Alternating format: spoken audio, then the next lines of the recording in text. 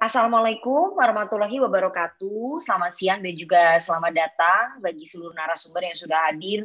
Terima kasih juga kepada teman-teman wartawan yang sudah meluangkan hari liburnya. Saya tahu ini hari Kamis, pasti disuruh kantornya untuk mengikuti diskusi ini. Tapi saya jamin Anda akan mendapatkan pencerahan ataupun hasil yang sangat memuaskan hari ini dari rilis survei yang akan dirilis oleh Lembaga Survei Indonesia. Nah, rilis survei nasional ini nanti akan memotret sikap publik terhadap penundaan pemilu dan juga masa jabatan presiden yang diselenggarakan oleh Lembaga Survei Indonesia. Ini metodenya seperti apa, kemudian berapa hasilnya nanti akan dipaparkan oleh narasumber saya, Mas Jayadi Hanan yang juga teman baik saya. Nah, teman-teman semua, selama seminggu terakhir ini memang publik dibuat gaduh ya, dengan pernyataan dari 3 ketua umum partai politik, yakni Ketua Umum PKB Muhaimin Iskandar, kemudian Ketua Umum PAN Zulkifli Hasan, Ketua Umum Golkar Erlangga Hartarto, yang mereka kemudian tiba-tiba saja nggak ada angin, nggak ada hujan, kompak mengusulkan penundaan pemilu 2024. Padahal mereka fraksinya sudah setuju di DPR mengetok palu bersama dengan 6 fraksi lainnya bahwa pemilu itu akan digelar pada 14 Februari 2024. Nah, 3 ketua umum ini kan mengklaim masyarakat masih ingin Presiden Jokowi memimpin Indonesia dengan alasan ini nih, alasan bahwa tingginya hasil survei kepuasan kepemimpinan Jokowi yang mencapai 70%. Ada beberapa lembaga survei, saya nggak tahu LSI survei kepuasannya terhadap Presiden Jokowi nyampe nggak tuh 70%, tapi ini survei kepuasan yang sangat tinggi atas kepemimpinannya Pak Jokowi ini yang diklaim oleh 3 ketua umum parpol sebagai alasan penundaan pemilu 2024. Tapi apakah kemudian masyarakat yang puas dengan kepemimpinannya Pak Jokowi memang betul ingin pemilu ditunda dan rela konstitusi kita dirubah demi memperpanjang masa jabatan presiden? Nah, kita akan dengarkan langsung saja paparan survei dari LSI hari ini yang akan disampaikan oleh Direktur Eksekutif Lembaga Survei Indonesia, Mas Jayadi Hanan. Saya mau nyapa dulu, sudah ada Sekjen PDI Perjuangan juga, Mas Hasto Kristianto, terima kasih. Kemudian ada Sekjen P3, Mas Arwani Tomafi, ada Sekretaris Fraksi Nasdem, Kang Saan Mustafa. Kemudian saya masih menunggu bergabungnya Waksekjen DPP PKB, Lukman Hakim, belum bergabung juga ya? Kayaknya ya. Oke, it's okay, nggak apa-apa. Saya persilakan kepada Mas Jayadi Hanan untuk menyampaikan rilis surveinya. Ini ditunggu-tunggu Mas oleh banyak orang. Saya aja sampai dikejar-kejar, saya ditanya hasilnya gimana gitu. Kayaknya hasilnya memuaskan sekali. Makanya Mas Jayadi semangat. Silakan Mas. Oke, terima kasih. Assalamualaikum warahmatullahi wabarakatuh. Pertama, makasih Mbak Rifana atas pengantarnya. Juga terima kasih kepada narasumber, Mas Hasto, terima kasih Mas Hasto sudah hadir. Mas Arwani Tomafi, terima kasih sudah bersedia hadir. Juga Kang Saan atas kesediaannya untuk hadir dari Dapil ya Kang.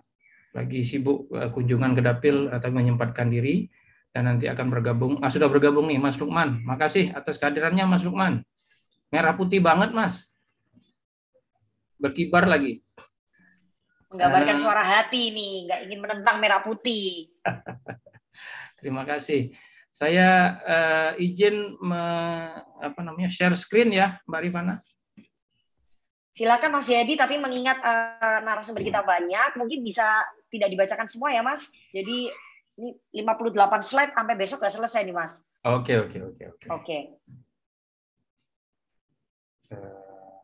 Nah, Nani maunya langsung hasil aja nih.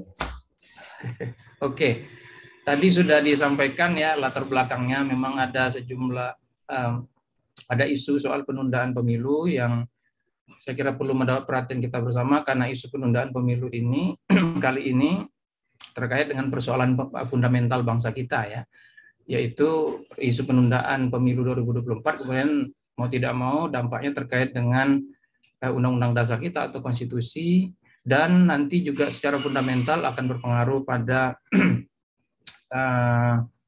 tata kelola kekuasaan di negara kita yang sudah kita sepakati bersama selama ini sejak amandemen 1, 2, 3, 4 di antara 99 sampai 2002. Nah, tadi Mbak Rifana sudah mengatakan sejumlah elit partai yang menyampaikan isu ini kembali ke publik dengan sejumlah alasannya. dan itu tidak bisa kita abaikan karena yang menyampaikan adalah para elit yang punya kapasitas untuk mengambil kebijakan tertinggi di negara ini sampai di tingkat undang-undang bahkan di tingkat undang-undang dasar. Nah, kalau sudah bicara masalah fundamental bangsa, maka kita tentu harus berpikir soal bagaimanakah sikap publik atau sikap rakyat secara umum tentang masalah yang fundamental ini. Salah satu cara yang paling cepat dan mudah untuk melakukan upaya untuk menangkap suara publik itu adalah melalui survei. Ya. Nah, survei yang dilakukan oleh LSI ini menggunakan metode double sampling. Artinya kita menanyai publik dengan menggunakan telepon. Yang ditanyai adalah para sampel yang kita peroleh dari berbagai responden yang sudah ada di LSI, hasil survei tatap muka sejak Maret 2018 sampai 2021 adalah sekitar 300.000 responden, 71% diantaranya memiliki nomor telepon. Nah, nomor telepon yang ada inilah yang kemudian kita acak kembali sampai kita memperoleh angka 1.197 sampel yang terdistribusi secara proporsional. Jadi survei telepon dengan menggunakan metode double sampling ini sudah teruji di banyak tempat di berbagai negara termasuk Indonesia. Jadi hasilnya cukup akurat dan bisa diandalkan untuk mengambil kesimpulan. Dengan asumsi simple random sampling, maka 1.197 sampel yang kita peroleh itu kesimpulan-kesimpulannya atau temuan-temuannya memiliki margin of error di kisaran 2,89%. Begitu. Sorry ya Rifana, saya sambil agak tenggorokan saya agak sakit. Waduh, tapi nggak Omikron ya, Mas? Mudah-mudahan nggak. Sudah 2 hari. Ini flowchart ya, saya ini validasi sampelnya. Jadi sampel ini cukup representatif dari sudut gender, dari sudut peta desa kota, usia, kemudian agama dan etnis. Juga dia representatif sampel ini karena berasal dari seluruh wilayah Indonesia secara proporsional mulai dari Aceh sampai ke Papua. Jadi dengan kata lain, secara metodologis sampel dan temuan-temuan yang kita peroleh di survei ini bisa dipertanggungjawabkan secara metodologis. Nah, mari kita mulai dengan beberapa pertemuan umum. Satu, kami menanyakan seperti biasa, bagaimana sikap masyarakat atau komitmen masyarakat terhadap demokrasi sebagai sistem pemerintahan. Belum berubah, mayoritas masyarakat kita dalam kali ini 64,3% menyatakan bahwa walaupun tidak sempurna, demokrasi adalah sistem pemerintahan terbaik dibandingkan dengan sistem pemerintahan lainnya. Jadi komitmen masyarakat kepada demokrasi sama dengan situasi sebelumnya cukup sangat tinggi, ya, mayoritas. Tapi kalau kita tanyakan soal kinerja demokrasi, artinya bagaimana demokrasi dipraktekkan, maka tingkat kepuasan masyarakat saat ini terhadap kinerja demokrasi itu masih mayoritas, tapi hanya di kisaran 50,3%. Kinerja demokrasi, tingkat kepuasan terhadap kinerja demokrasi tentu dipengaruhi oleh banyak hal, nanti sejumlah hal baik ekonomi, hukum, politik maupun keamanan. Nah ini kalau kita lihat tren kinerja demokrasi, kami kompilasi data ini dengan meminjam data yang sudah dirilis oleh indikator maupun SMRC juga, sehingga terkompilasi seperti ini. Nah kalau kita perhatikan di Februari-Maret 2022, itu terlihat tingkat kepuasan masyarakat terhadap kinerja demokrasi itu menurun tajam. Dari 77% turun menjadi hanya sekitar 50%. Jadi masyarakat melihat praktek demokrasi selama beberapa waktu terakhir tampak buruk tampaknya. Pada saat yang sama masyarakat yang menilai menyatakan tidak puas atau negatif terhadap kinerja demokrasi atau praktek bagaimana demokrasi itu menurun. Kami juga menanyakan soal apakah bagaimana sikap atau persepsi masyarakat soal Apakah membangun ekonomi atau demokrasi yang lebih penting? Atau dua-duanya penting? Nah, kita lihat di sini memang sekitar 67% masyarakat, 67,9% masyarakat menyatakan ekonomi itu lebih penting dibandingkan demokrasi. Yang menyatakan demokrasi jauh lebih penting itu sekitar 10%, yang menyatakan sama itu sekitar 16% lebih.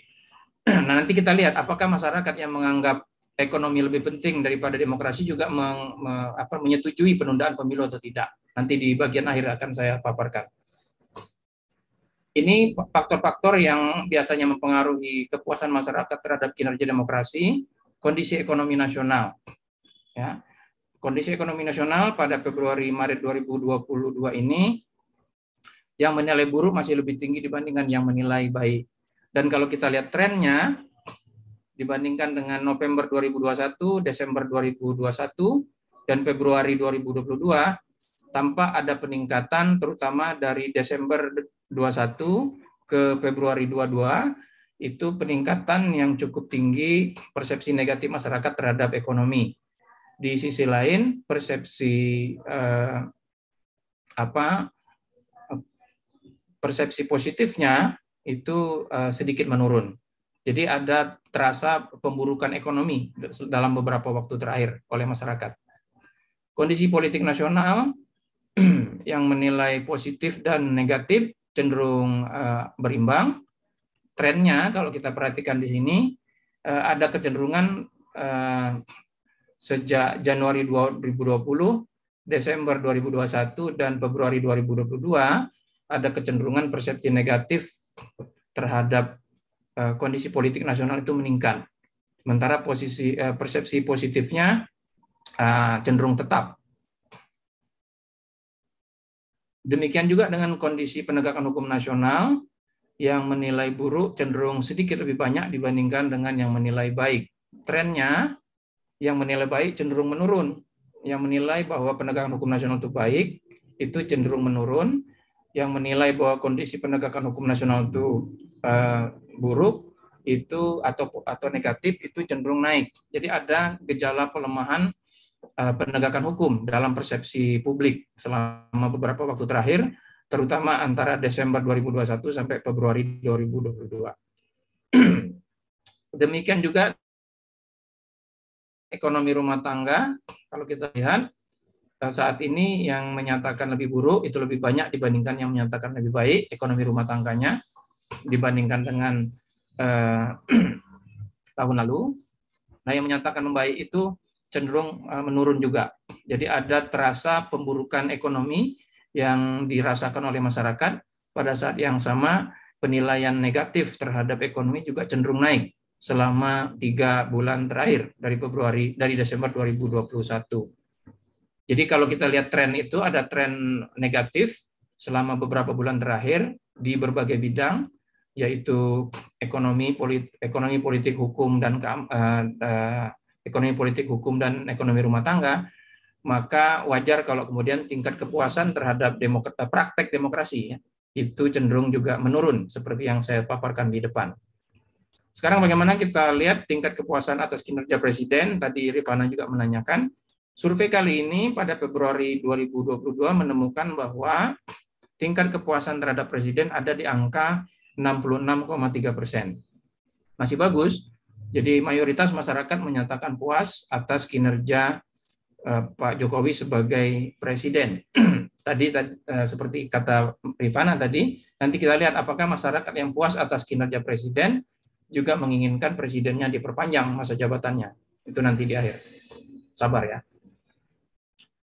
Ada penurunan terhadap tingkat kepuasan kinerja Presiden kalau dibandingkan dengan Desember 2021 berdasarkan survei kali ini dari 71,4 menjadi 66,3%. Nah, tingkat kepuasan terhadap kinerja Presiden itu merata di semua segmen masyarakat, baik dari segi gender, usia, etnis, kemudian agama, pekerjaan, pendidikan. Yang agak rendah tingkat kepuasannya ada di masyarakat yang berpendidikan tinggi, yang kuliah ya itu. Tapi masih di angka puasnya itu hampir 50%. Kemudian juga di kalangan yang baik yang berpendapatan rendah maupun berpendapatan menengah dan tinggi. Jadi tingkat kepuasan itu merata umumnya di semua segmen atau semua lapisan masyarakat.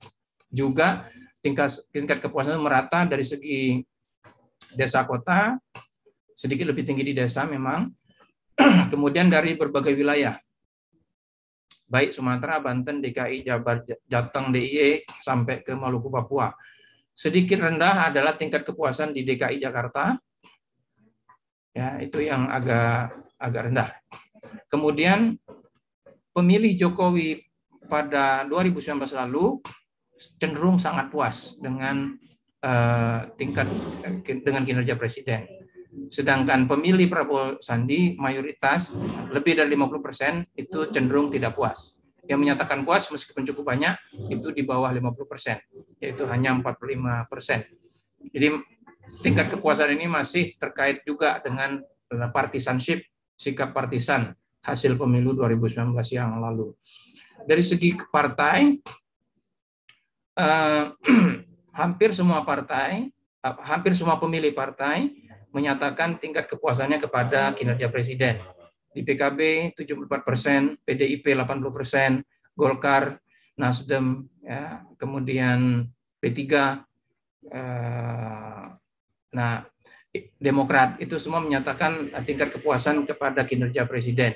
Yang agak rendah tingkat kepuasannya terhadap kinerja presiden adalah para pemilih Partai Gerindra, kemudian pemilih PKS, dan pemilih PAN. Itu rendah tingkat kepuasannya.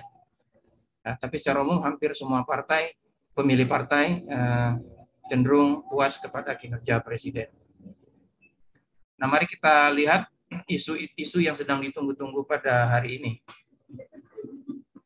Seberapa banyak masyarakat yang tahu dengan isu ini?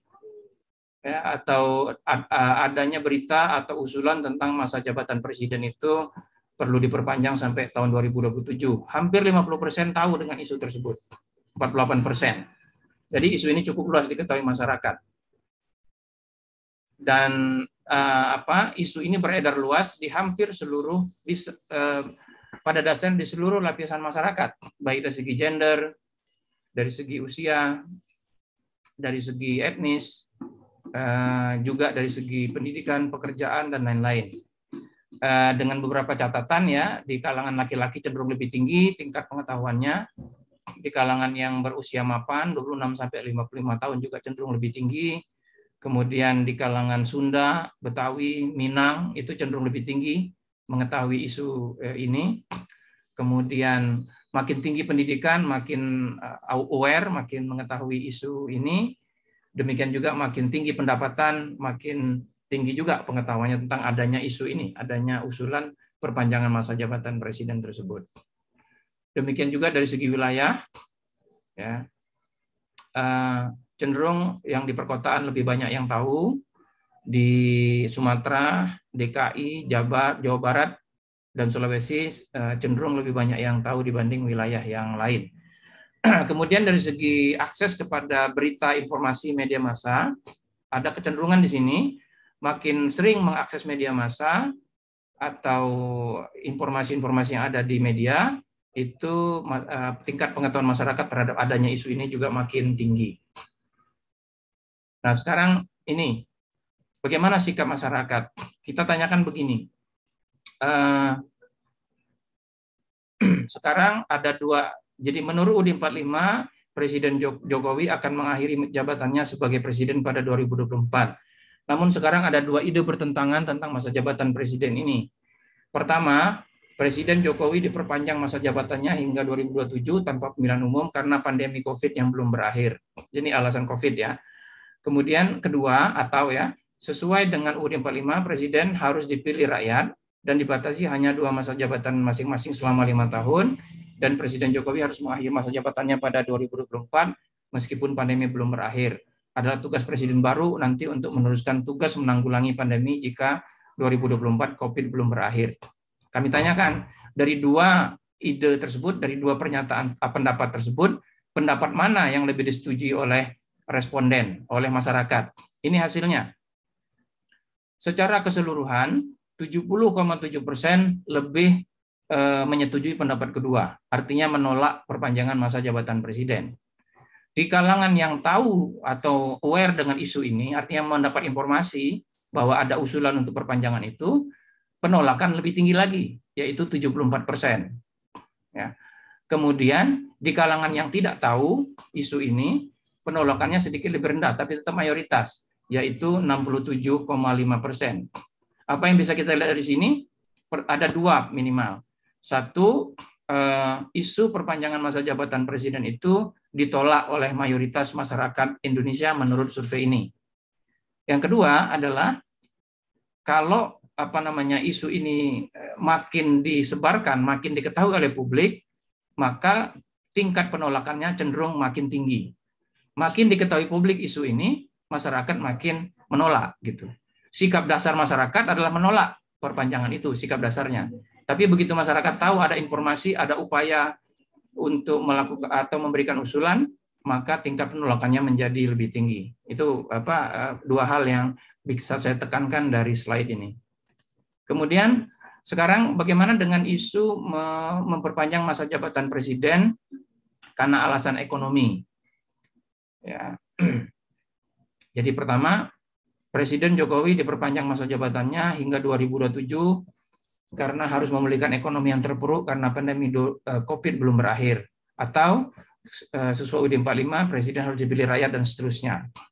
Sama dengan yang tadi, dengan alasan ekonomi, 68,1% masyarakat secara keseluruhan menolak ide perpanjangan itu. Mereka cenderung lebih sepakat dengan sesuai UUD 45, Presiden harus dipilih rakyat dan dibatasi hanya 2 masa jabatan Presiden selama 5 tahun, dan Presiden Jokowi harus mengakhiri masa jabatannya pada 2024 meskipun pandemi belum berakhir.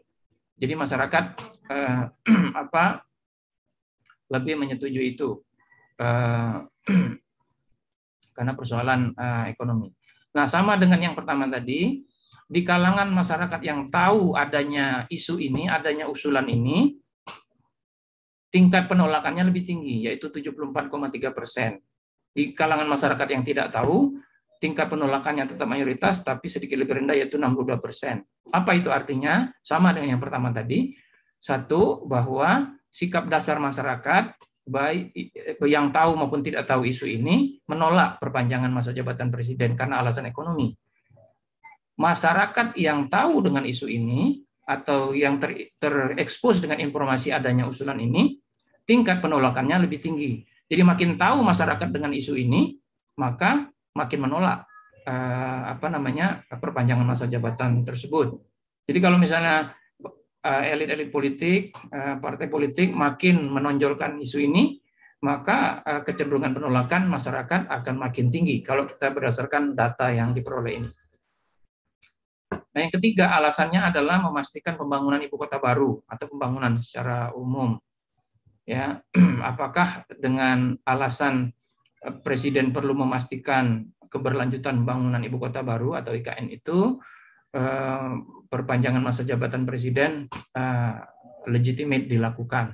Sama dengan yang pertama, baik karena alasan ekonomi, alasan pandemi maupun alasan IKN, sikap dasar masyarakat adalah menolak. 69,6% masyarakat lebih setuju dengan pendapat kedua atau menolak perpanjangan masa jabatan presiden.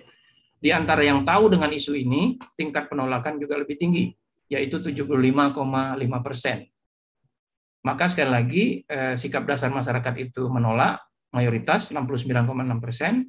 Makin tahu, makin sadar mereka adanya usulan ini, makin tinggi tingkat penolakannya. Itu temuan yang bisa kita lihat di slide ini.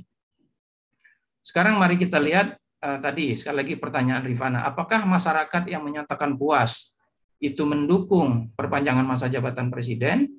Jawabannya dari slide ini jelas tidak.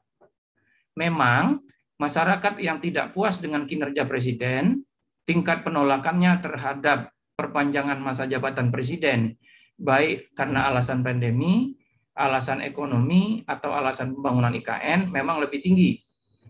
Tetapi masyarakat yang puas dengan presiden pun mayoritas.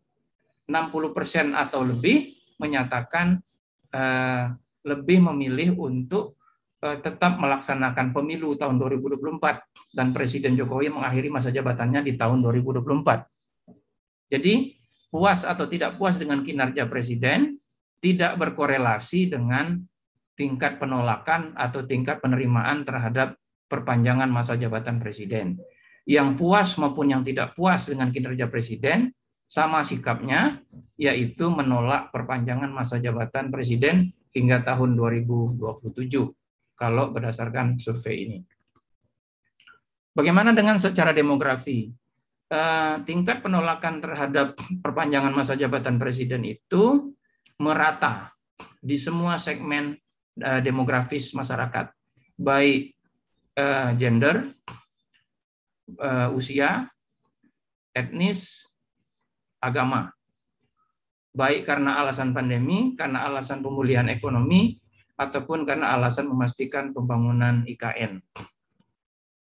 Demikian juga dengan dari segi pendidikan, baik pendidikan rendah maupun tinggi, menengah, semuanya menolak perpanjangan tersebut.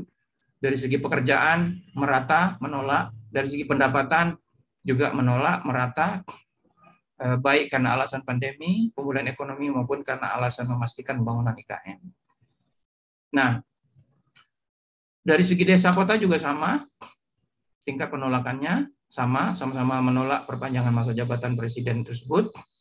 Dari segi wilayah, hanya di Maluku dan Papua yang menerima perpanjangan masa jabatan Presiden hingga tahun 2027.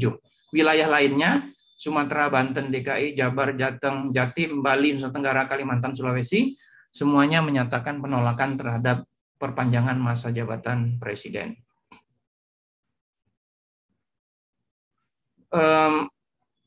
Dari segi akses kepada media massa, sama dengan yang saya sampaikan tadi, kecenderungannya adalah makin sering masyarakat mengakses media massa, maka tingkat penolakannya cenderung makin tinggi, cenderung ya, meskipun agak bervariasi. Tapi itu kira-kira yang makin sering mengakses koran cenderung lebih menolak, yang makin sering mengakses TV atau nonton TV cenderung lebih menolak.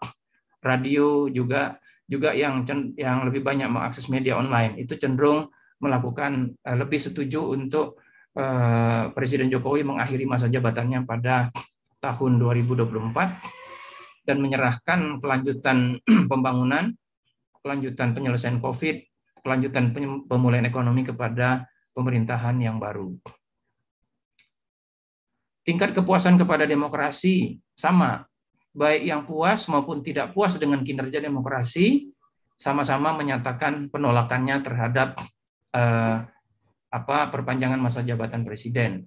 Ya, sama dengan tingkat kepuasan kepada Presiden atau kinerja Presiden. Mungkin ada yang berpikir kalau puas terhadap kinerja Presiden maka masyarakat akan menerima perpanjangan masa jabatan. Jawabannya kan tidak. Sama nih. Yang tidak puas, yang puas terhadap kinerja demokrasi pun sama. Walaupun puas terhadap kinerja demokrasi, tetap menyatakan penolakan terhadap perpanjangan masa jabatan Presiden tersebut. Nah, yang terakhir dalam konteks ini, bagaimana dengan masyarakat yang menganggap ekonomi lebih penting daripada demokrasi, yang lebih mengutamakan ekonomi daripada demokrasi? Yang mengatakan demokrasi lebih penting daripada ekonomi, memang lebih banyak tingkat penolakannya terhadap perpanjangan masa jabatan Presiden. Tapi bahkan di kalangan masyarakat yang menganggap ekonomi lebih penting daripada demokrasi sekalipun, mayoritas mutlak nih 67,7%, artinya 2/3 lebih kalau untuk pandemi itu menyatakan menolak perpanjangan masa jabatan tersebut atau lebih menyetujui kalau Presiden mengakhiri masa jabatannya pada tahun 2024. Baik karena alasan pandemi, alasan pemulihan ekonomi, maupun karena alasan pembangunan IKN. Bagaimana dengan pemilih? Pemilih Jokowi, bahkan pemilih Jokowi pun 59% untuk alasan pandemi menyatakan lebih baik Presiden mengakhiri masa jabatannya pada tahun 2024. 56% untuk alasan pemulihan ekonomi, mereka menyatakan Presiden tidak usah memperpanjang masa jabatannya. Dan demikian juga untuk memastikan pembangunan IKN. Pemilih Jokowi pun menolak perpanjangan masa jabatan tersebut. Pemilih Prabowo Sandi memang hampir semuanya menolak perpanjangan masa jabatan tersebut. Dari segi partai, hampir semua basis partai menolak perpanjangan masa jabatan tersebut, baik karena alasan pandemi, alasan pemulihan ekonomi, maupun alasan pembangunan IKN. Hanya di Partai Nasdem pemilihnya agak terbelah antara menolak dan menerima. Kemudian Partai PSI cenderung menerima perpanjangan. Jadi pemilih PSI cenderung menerima perpanjangan masa jabatan presiden, baik karena alasan ekonomi, pandemi, maupun IKN. Yang lainnya, pemilih partai-partai lainnya cenderung mayoritas menyatakan menolak perpanjangan masa jabatan presiden sampai 2027 atau lebih menyetujui pendapat bahwa presiden harus mengakhiri masa jabatannya pada tahun 2024. Tinggal beberapa slide lagi Mbak Rifana, tinggal 4-5 slide lagi. Sabar ya. Nah, oke Mas, durasi. Oke, tinggal 5 slide-an, 5 slide 6. Kami juga menanyakan ada 2 pendapatnya bertentangan kan. Pandemi COVID-19 dan pemulihan ekonomi harus menjadi prioritas walaupun atau meskipun pemilu harus ditunda. Atau pemilu 2024 harus tetap dilaksanakan meskipun dalam kondisi pandemi. Mana yang lebih disetujui oleh masyarakat? Ya, lagi-lagi mayoritas menyatakan mereka lebih setuju pemilu tetap dilaksanakan walaupun dalam kondisi pandemi. Secara keseluruhan 64% masyarakat menyatakan tetap harus dilakukan pergantian kepemimpinan nasional melalui pemilu walaupun kondisi kita masih pandemi. Di antara yang tahu dengan isu usulan penundaan itu 67 tingkat penolakan juga lebih tinggi. Jadi sekali lagi kalau isu ini makin diekspos ke publik, maka tingkat penolakan terhadap penundaan pemilu dengan alasan pemulihan ekonomi dan COVID itu akan makin tinggi tingkat penolakannya.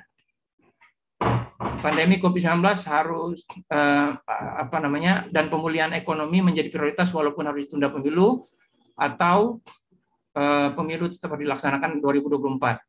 Sama kalau kita lihat dari segi tingkat kepuasan kepada kinerja presiden.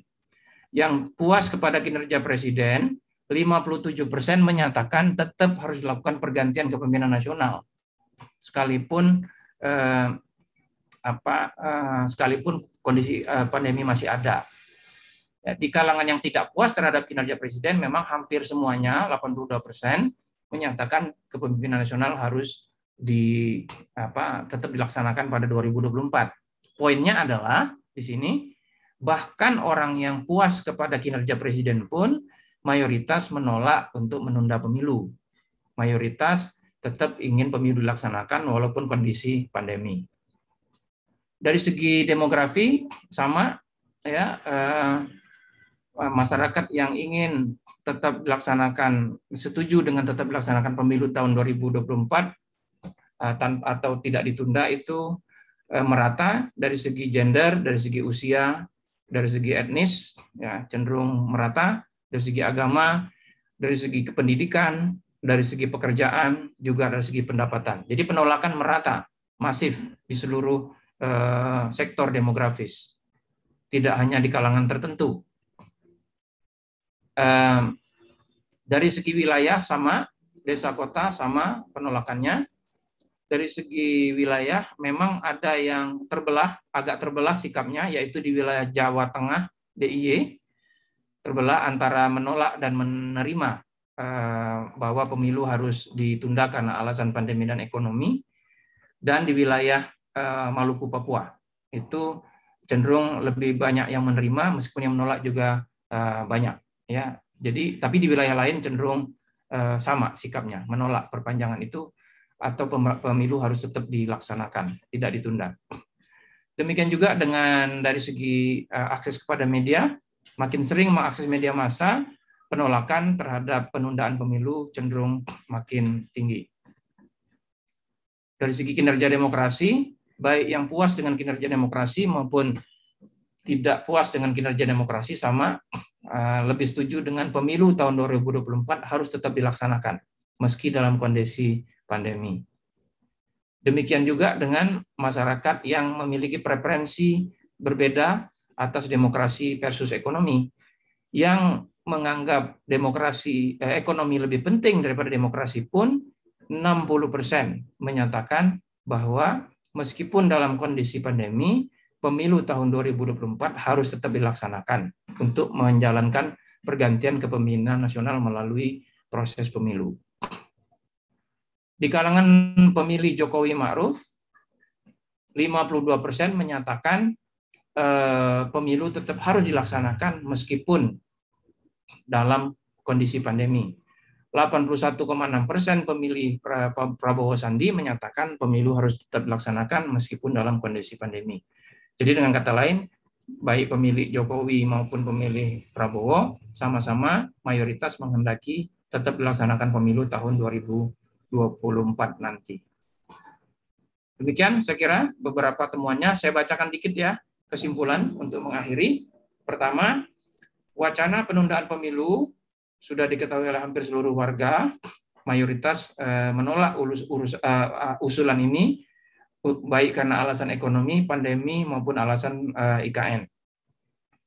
Kepuasan pada Presiden Joko Widodo saat ini cukup tinggi, mayoritas yaitu lebih dari 66% puas dengan kinerja Presiden, tetapi itu tidak berarti bahwa masyarakat yang puas setuju untuk menunda pergantian kepemimpinan nasional pada tahun 2024 nanti.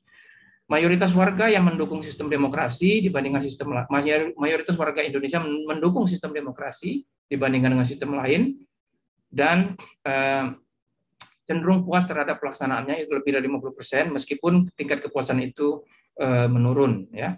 Penurunan tingkat kepuasan kepada demokrasi tidak bisa dilepaskan dari evaluasi publik terhadap berbagai soal seperti penegakan hukum, pemberantasan korupsi, kemudian ekonomi, dan seterusnya. Kemudian di kalangan warga yang mementingkan demokrasi, penolakan terhadap penundaan pemilu memang lebih tinggi. Tapi di kalangan yang mementingkan ekonomi sekalipun, mayoritas warga menolak pemilu ditunda. Berdasarkan temuan survei ini, maka penundaan pemilu bisa kita simpulkan ditolak oleh mayoritas warga, khususnya yang tahu dengan wacana tersebut. Artinya makin tahu dengan wacana itu, dengan usulan isu tersebut, makin menolak. Meskipun saat ini banyak warga yang belum tahu, namun sikap dasar mereka pada dasarnya menolak. Artinya, semakin gencar wacana penundaan disuarakan oleh elit politik, maka akan semakin banyak warga yang tahu, dan akan semakin kuat pula penolakan warga terhadap perpanjangan masa jabatan atau penundaan pemilu ini. Temuan survei ini menunjukkan bahwa sebaiknya wacana penundaan pemilu 2024 itu diakhiri, dan kita kembali kepada jadwal yang sudah disepakati oleh semua partai politik dan pemerintah, bahwa pemilu dilaksanakan pada 14 Februari tahun 2024. Demikian, Mbak Rifana. Terima kasih. Mohon maaf cukup panjang juga. Wassalamualaikum warahmatullahi wabarakatuh. Waalaikumsalam warahmatullahi wabarakatuh. Ini hasil surveinya dari LSI, Lembaga Survei Indonesia, seperti menjadi oase menjawab semua alasan-alasan yang dilontarkan oleh ketum-ketum parpol. Nih ketumnya Mas Lukman Hakim juga nih udah bergabung, halo Mas gitu. Yang berkelit soal penundaan pemilu 2024 itu menarik sekali ya, itu bisa jadi bahan buat teman-teman wartawan. Saya recap ulang sedikit sekali ya, karena pasti teman-teman wartawan tadi nggak sempat mencatat semua, tapi nanti bahannya akan diberikan oleh teman-teman dari LSI. Metodenya metode simple random sampling ya, metode telepon, margin of error-nya 2,89%, tingkat kepercayaan 95%. Respondennya cukup banyak ya, 1.197 responden, itu cukup mewakili. Kemudian yang menarik bahwa kepuasan terhadap presiden kalau yang dilakukan oleh LSI selama bulan Februari ke Maret ini 66,3%. Apakah itu karena faktor ada minyak goreng, faktor tahu tempe yang langka, faktor penundaan, itu kayaknya bercampur menjadi satu ya Mas Jayadi ya. Terus kemudian yang tidak puas itu 29,9%. Nah, 52,% masyarakat tidak tahu usulan penundaan masa presiden, tapi 48% tahu soal usulan penundaan masa penundaan pemilu, 52% tidak tahu usulan soal penundaan pemilu atau perpanjangan masa jabatan presiden. 48% tahu soal usulan perpanjangan masa jabatan presiden. Setelah ini keluar mungkin masyarakat akan lebih tahu lagi, apalagi setelah masyarakat baca tulisan saya, gitu ya. Terus sikap dasar masyarakat menolak perpanjangan. Semakin tahu, masyarakat akan semakin menolak. Puas atau tidak masyarakat dengan kinerja Presiden Jokowi, ini sama sikapnya, ya ini menolak perpanjangan masa jabatan presiden. Jadi mayoritas masyarakat yang puas dengan kinerja Presiden Jokowi tetap ingin pemilu 2024 digelar, dan 64,1% masyarakat menginginkan pemilu tetap dilaksanakan meskipun kondisi pandemi COVID-19 masih berlangsung. Ini menarik sekali hasilnya, bahwa membantah apa alasan yang disampaikan oleh Ketua Umum PAN Pak Zulkifli Hasan. Kayaknya saya lihat tadi ada politisi PAN bergabung. Oh, ada Bang Rizky Sadik bergabung. Ini mungkin bisa disampaikan ke Pak Zulkifli Hasan bahwa alasannya survei ke kinerja Pak Jokowi yang cukup tinggi itu ternyata tidak serta-merta membuat masyarakat ingin. Jadi masyarakat tuh cinta, menghargai, menghormati apa yang sudah Pak Jokowi lakukan selama 2 periode ini, tapi masyarakat tahu Pak Jokowi harus berhenti, harus ada penerusnya, dan masyarakat tahu bahwa sudah waktunya Pak Jokowi lengser di 2024 karena itu memang aturan dasar di undang-undang kita ya, undang-undang dasar. Menarik sekali hasilnya. Saya ingin Mas Hasto Kristianto dari PD Perjuangan menanggapi dulu hasil surveinya, apakah ini sama dengan sikapnya Bu Mega, karena sekali lagi kalau saya dialog kemarin di TV-TV ya, semua ketua umum partai politik sebetulnya menunggu sikapnya Bu Megawati Soekarno Putri. Apakah kemudian Bu Mega yang menjadi bandul politik ini tetap akan taat pada konstitusi atau tergoyang? Nah, coba Mas Hasto disampaikan. Baik, terima kasih Nana. Selamat siang, salam Pancasila, Merdeka. Terima kasih Bung Jayadi dari Lembaga Survei Indonesia, Bung Burhanuddin, Mas Arwani, Sekjen P3, Mas Saan, Sekretaris Fraksi Nasdem DPR RI, dan juga Bang Lukman ya dari Wakil Ketua Komisi 2 dari PKB, serta teman-teman pers semuanya.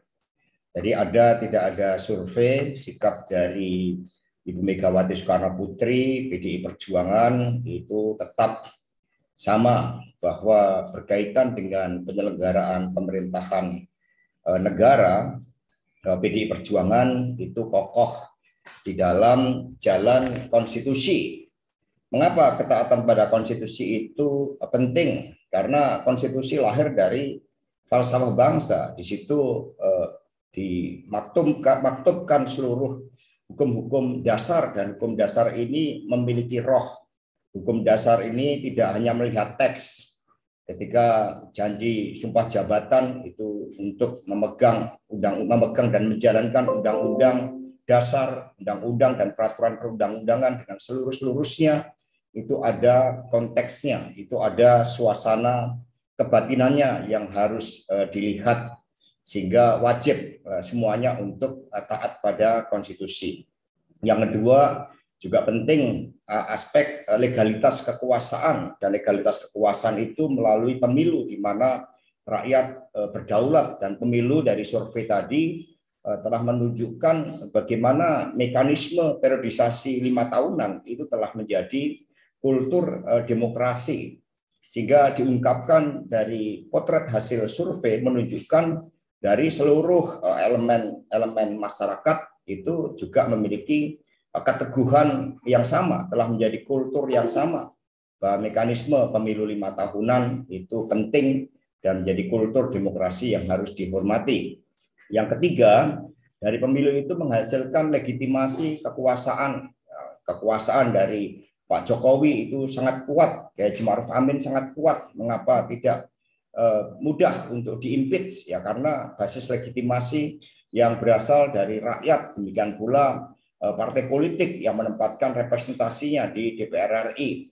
Nah, legalitas dan juga legitimasi ini juga menjadi persoalan yang sangat penting. Aspek yang keempat, praktek penyelenggaraan negara.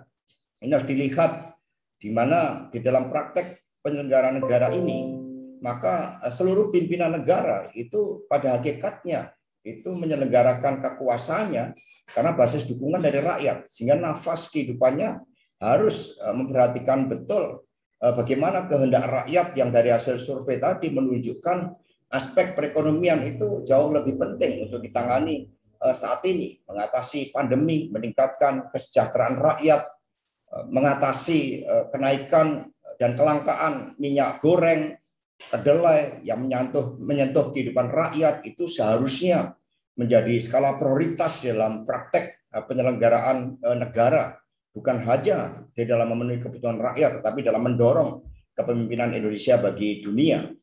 Kemudian yang kelima, itu juga harus melihat bahwa keberlangsungan pemerintahan itu tidak ditentukan oleh orang per orang, tetapi ditentukan dari aspek continuity-nya, aspek sustainability-nya yang diangkat dari aspek policy. Seharusnya kalau kita melihat tentang pentingnya aspek keberlangsungan pemerintahan di dalam menjalankan seluruh harapan dari rakyat, itu yang kita tinjau itu adalah misalnya tentang garis-garis besar haluan negara. Tentang haluan negara, bagaimana proyeksi Indonesia tahun 2045, sehingga ini akan menjadi guideline bagi pemerintahan yang akan datang, sehingga negara tidak digerakkan oleh ambisi orang per orang, tetapi oleh suatu haluan yang menyerap betul apa itu kehendak rakyat yang tidak bisa terlepas dari praktek penyelenggaraan negara berdasarkan Pancasila dan Undang-Undang 45. Nah, jadi dari apa yang disampaikan oleh survei tadi sangat jelas, jadi tidak perlu diragukan, dan PD Perjuangan akan terus kokoh karena memang tidak ada ruang bagi penundaan pemilu. Jadi dari alasan ekonomi, dari alasan IKN, dari alasan hal-hal yang berkaitan dengan persoalan pandemi, ya dari seluruh responden, dari seluruh lintas partai politik, wilayah, semua punya sikap yang sama bagaimana kultur demokrasi 5 tahunan itu telah terbangun, dan disitulah proses regenerasi kepemimpinan 5 tahunan dilakukan dengan sebaik-baiknya, dan hal itulah yang seharusnya dari survei ini menjadikan polemik ini tidak perlu diperpanjang lagi, sehingga Nana tidak perlu repot-repot melakukan investigasi, karena di sekitar presiden pun kita melihat tidak memahami apa kehendak dari presiden. Ketika kami menyampaikan sikapnya, PDI Perjuangan menegaskan bahwa apa yang disampaikan oleh PDI Perjuangan ini senafas dengan presiden, karena presiden pernah menyatakan sebagai pemimpin negara, kalau ada yang mengusulkan perpanjangan, yang mengusulkan jabatan 3 periode, itu menampar muka saya, ingin cari muka saya, itu justru menjerumuskan saya. Itu kan kata presiden. Dan maka sejak awal ketika kami menyampaikan sikap, kami tegaskan bahwa sikap PD Perjuangan ini senafas dengan sikap Presiden Jokowi. Karena di dalam kultur kepemimpinan kita, seorang pemimpin itu kan diukur juga dari konsistensi dalam sikapnya, sehingga sejak awal ini adalah konsistensi dari PD Perjuangan, sehingga hasil survei tadi justru semakin memperkuat sikap politik dari PD Perjuangan. Dan kami tegaskan lagi, ada atau tidak ada survei, sikap PD Perjuangan tetap sama, tidak berubah, setia pada jalan konstitusi. Itulah fondamen yang sangat penting di dalam menjalankan seluruh demokrasi dan tata pemerintahan negara. Terima kasih. Merdeka. Memang layak menyandang kata demokrasi di tengahnya. Bung Karno pasti happy sekali nih mendengar apa yang disampaikan oleh Mas Hasto. Kayaknya curahan hatinya terhadap orang-orang di sekelilingnya presiden ini keras banget nih. Saya harus kutip ulang ya, saya harus summary ulang supaya teman-teman wartawan bisa mengutip tadi pernyataannya Mas Hasto. Menarik sekali, ini keras menurut saya. Belum pernah disampaikan di manapun. Keberlangsungan pemerintahan tidak ditentukan oleh orang per orang, tapi dari sistem yang dibangun. Negara tidak digerakkan oleh ambisi orang per orang. Ini keras sekali loh Mas Hasto, ini bisa jadi headline besok. Tidak ada ruang untuk penundaan pemilu, polemik itu ini tidak perlu dilanjutkan. Itu lembut, apalagi disampaikan di tengah nyepi. Ini kan suasana kebatinannya, ini kan suasana penuh dengan spiritualitas. Ya. Oke, ini tidak ada ruang untuk penundaan pemilu. Polemik ini tidak perlu dilanjutkan karena orang-orang di sekitar presiden tidak memahami sikap presiden, apa yang disampaikan oleh PDI Perjuangan senafas dengan konsistensi dari sikapnya Presiden Jokowi. Waktu dan sejarah yang akan mencatat apakah kemudian Presiden Jokowi konsisten dengan pernyataannya ya, Mas Hasto. Saya mau ke rekan koalisinya Mas Hasto nih. Sudah ada ada Sekretaris Fraksi Nasdem, Kang Saan Mustafa, kemarin Ketua Umumnya udah bicara keras sekali, Nasdem tidak tertarik kabarnya membahas soal penundaan pemilu. Kang Saan mungkin bisa disampaikan dulu tanggapannya soal hasil survei LSI ini, apakah sama dengan yang sudah diprediksi oleh Nasdem? Silakan Kang Saan. Ya, makasih Nana, Mas Jayadi, Mas Hasto, Mas Arwani, Mas Lukman, dan teman-teman media. Tentu yang pertama saya mengucapkan terima kasih ini sama LSI yang sudah melakukan survei, dan survei ini sekali lagi semakin menguatkan tentang sikap dan posisi Partai Nasdem terkait dengan soal penundaan pemilu yang hari ini gencar sekali isunya, wacananya di tengah publik.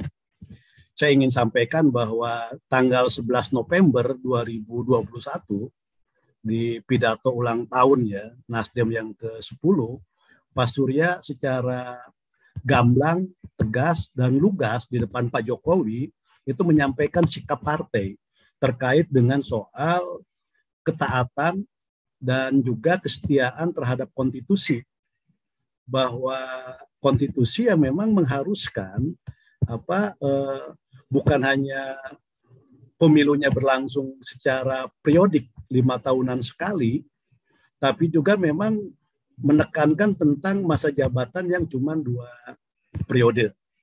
Dan Pak Surya menyampaikan bahwa di situ walaupun misalnya kecintaan, ketulusan terhadap Pak Jokowi, mengapresiasi Pak Jokowi dengan segala kehebatannya, tapi konstitusi membatasi.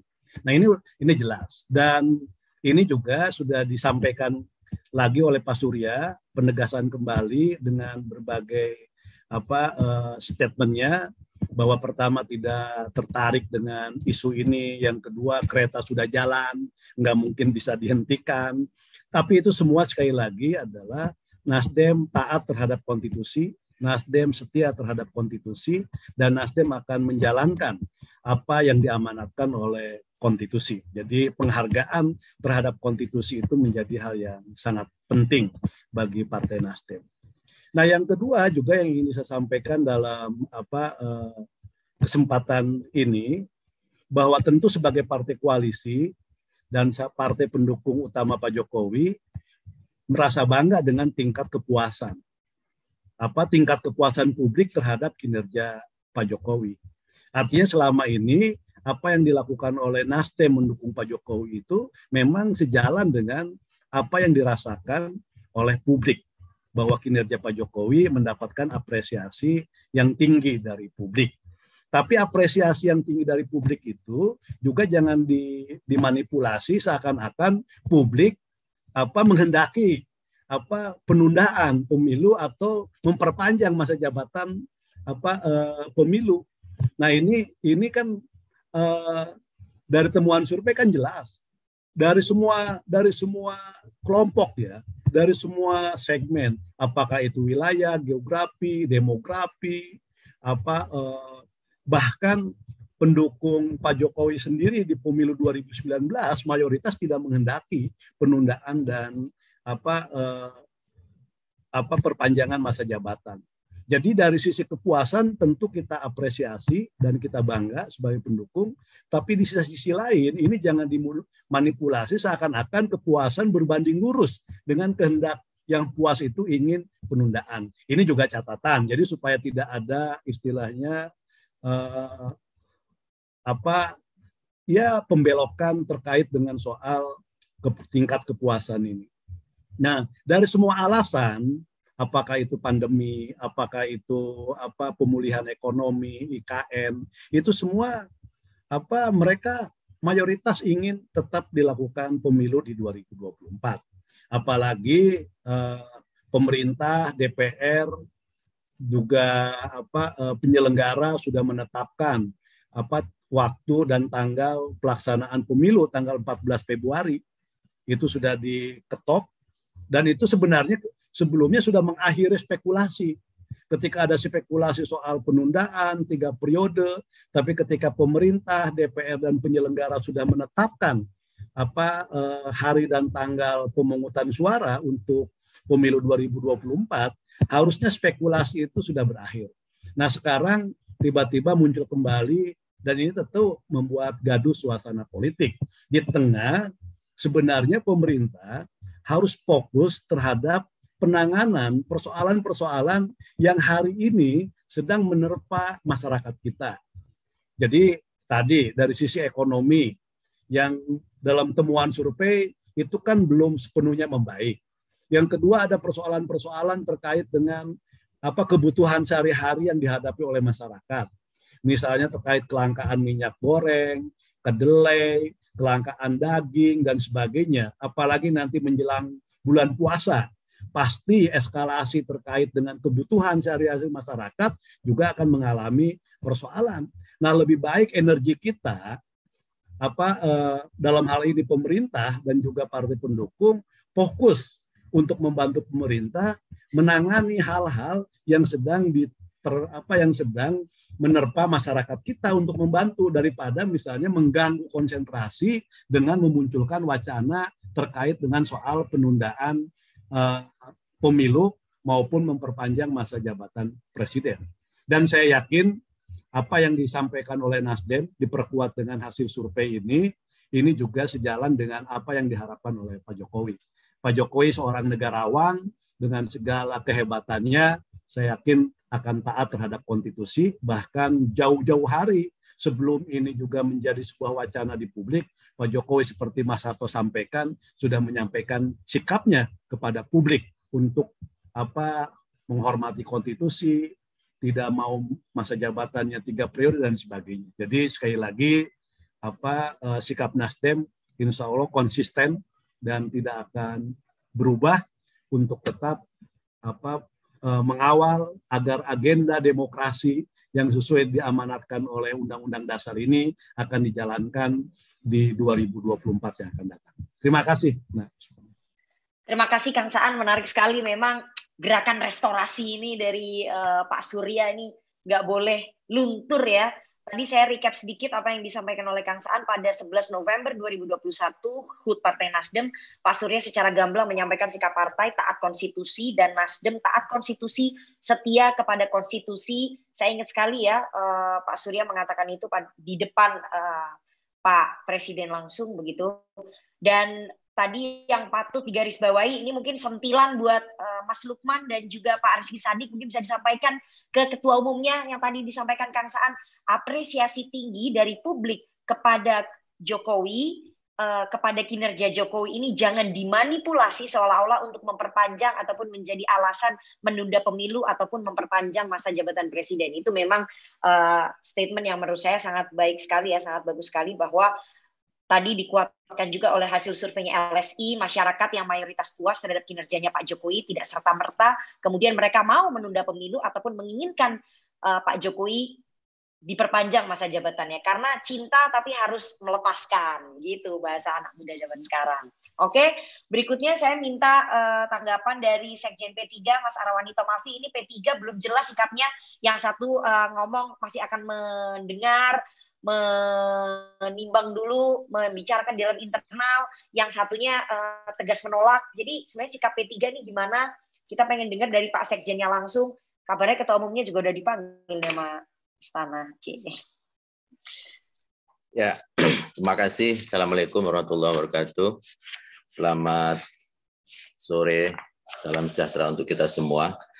Terima kasih Mas Jayadi Hanan, Mbak Nana, Pak Sekjen, Pak Hasto, ada Kang Saan, ada Mas Lukman, dan rekan-rekan media semuanya yang hadir pada kesempatan kali ini.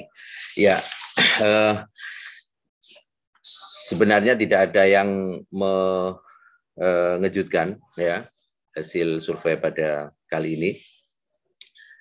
survei ini mengkonfirmasi bahwa rakyat akan tetap dan terus mengawal amanat reformasi. Rakyat ingin pemerintah menjalankan tugas fokus pada persoalan ekonomi terutama, lalu juga agenda-agenda pemerintahan lainnya. Jadi itu yang bisa kita dengarkan dari kesimpulan survei kali ini. Jadi rakyat mengawal amanat reformasi. Saya ingin spirit reformasi. Kita tahu bahwa 6 bulan setelah reformasi Mei 98, tepatnya pada bulan November 98, MPR yang di dalamnya juga ada fraksi P3 menerbitkan TAP MPR nomor 13 ya, garis miring MPR garis miring 98 tentang pembatasan masa jabatan presiden dan wakil presiden. MPR saat itu tentu bersikap atas kehendak ya desakan dari rakyat dalam reformasi. Nah, redaksi TAP MPR tersebutlah yang kemudian diadopsi dalam pasal 7 Undang-Undang Dasar 45 yang muncul di amandemen pertama ya, amandemen pertama pada tahun 99. Jadi memang amandemen pertama yang dilakukan oleh MPR itu adalah terkait dengan pembatasan masa jabatan presiden dan wakil presiden. Jadi kalau dilihat memang persoalan ini menjadi inti ya dari amanat reformasi. Begitu pentingnya sehingga muncul dalam amandemen pertama. Bahkan kalau kita lihat perdebatan di panitia ad hoc amandemen konstitusi khusus di pasal 7 itu cukup dinamis. Dan kalau kita lihat sejarah ya, ada pendapat dari anggota PAH, Pak anggota panitia ad hoc Bu Khofifah Indar Parawansa yang saat itu mewakili fraksi PKB, yang menyebutkan bahwa pembatasan masa jabatan presiden sebagaimana tertuang dalam pasal 7 tersebut lebih memberikan jaminan dalam sirkulasi elit. Jadi kita lihat dinamika pada saat itu memang menginginkan ada amanat reformasi yang salah satu titik tekannya adalah jaminan dalam sirkulasi elit. Kalau kita lihat semua fraksi bulat pada saat itu, bahkan perdebatannya hanya soal apakah jabatan dua kali masa jabatan itu langsung atau bisa terpisah. Jadi Mas Jayadi dan Mbak Nana dan teman-teman sekalian, kalau kita lihat rakyat dari hasil survei ini, rakyat memang tidak lupa akan sejarah di mana 98 momentum reformasi itu memberikan amanat yang sangat penting bagi perjalanan demokrasi ke depan. Kenapa? Karena background-nya jelas ketika di Orde Lama kekuasaan yang tidak dibatasi ya menghasilkan satu keadaan di mana salah satunya adalah kedaulatan rakyat itu sendiri menjadi yang dipertanyakan. Oleh karena itu hasil survei ini sudah mengkonfirmasi tentang bagaimana rakyat itu juga tidak ingin kita, para pemimpin dan semuanya lupa akan sejarah terkait dengan amanat reformasi yang amat sangat penting itu.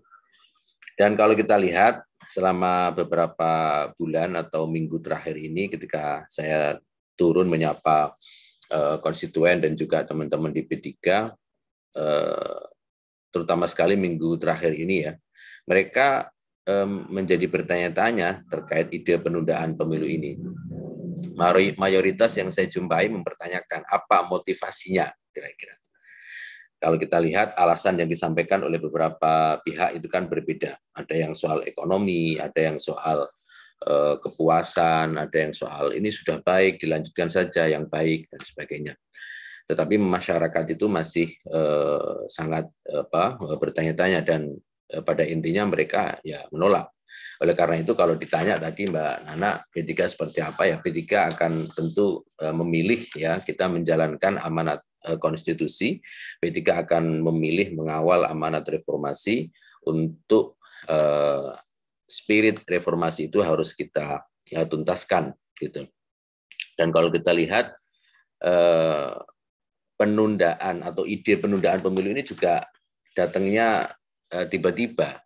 Mas Lukman dan Kang Saan di Komisi 2 ya semuanya kompak membahas tentang jadwal pemilu, tetapi tiba-tiba ada istilah penundaan. Sebenarnya istilah penundaan itu juga pernah kita dapatkan, mungkin mengacu pada penundaan pilkada. Kalau penundaan pilkada itu kan pilkadanya sudah jalan, tahapannya sudah jalan, lalu di tengah-tengah atau di awal tahapan itu lalu karena ada pandemi lalu ditunda. Kalau ini kan belum, pemilunya belum, lalu tiba-tiba ditunda. Semestinya memang tidak penundaan, mungkin pembatalan pemilu gitu kira-kira. Jadi kalau seperti itu memang satu hal yang sangat kompleks ya. Dan pada akhirnya tentu pilihan kita adalah bagaimana tahapan yang sudah menjadi amanat reformasi itu kita kawal.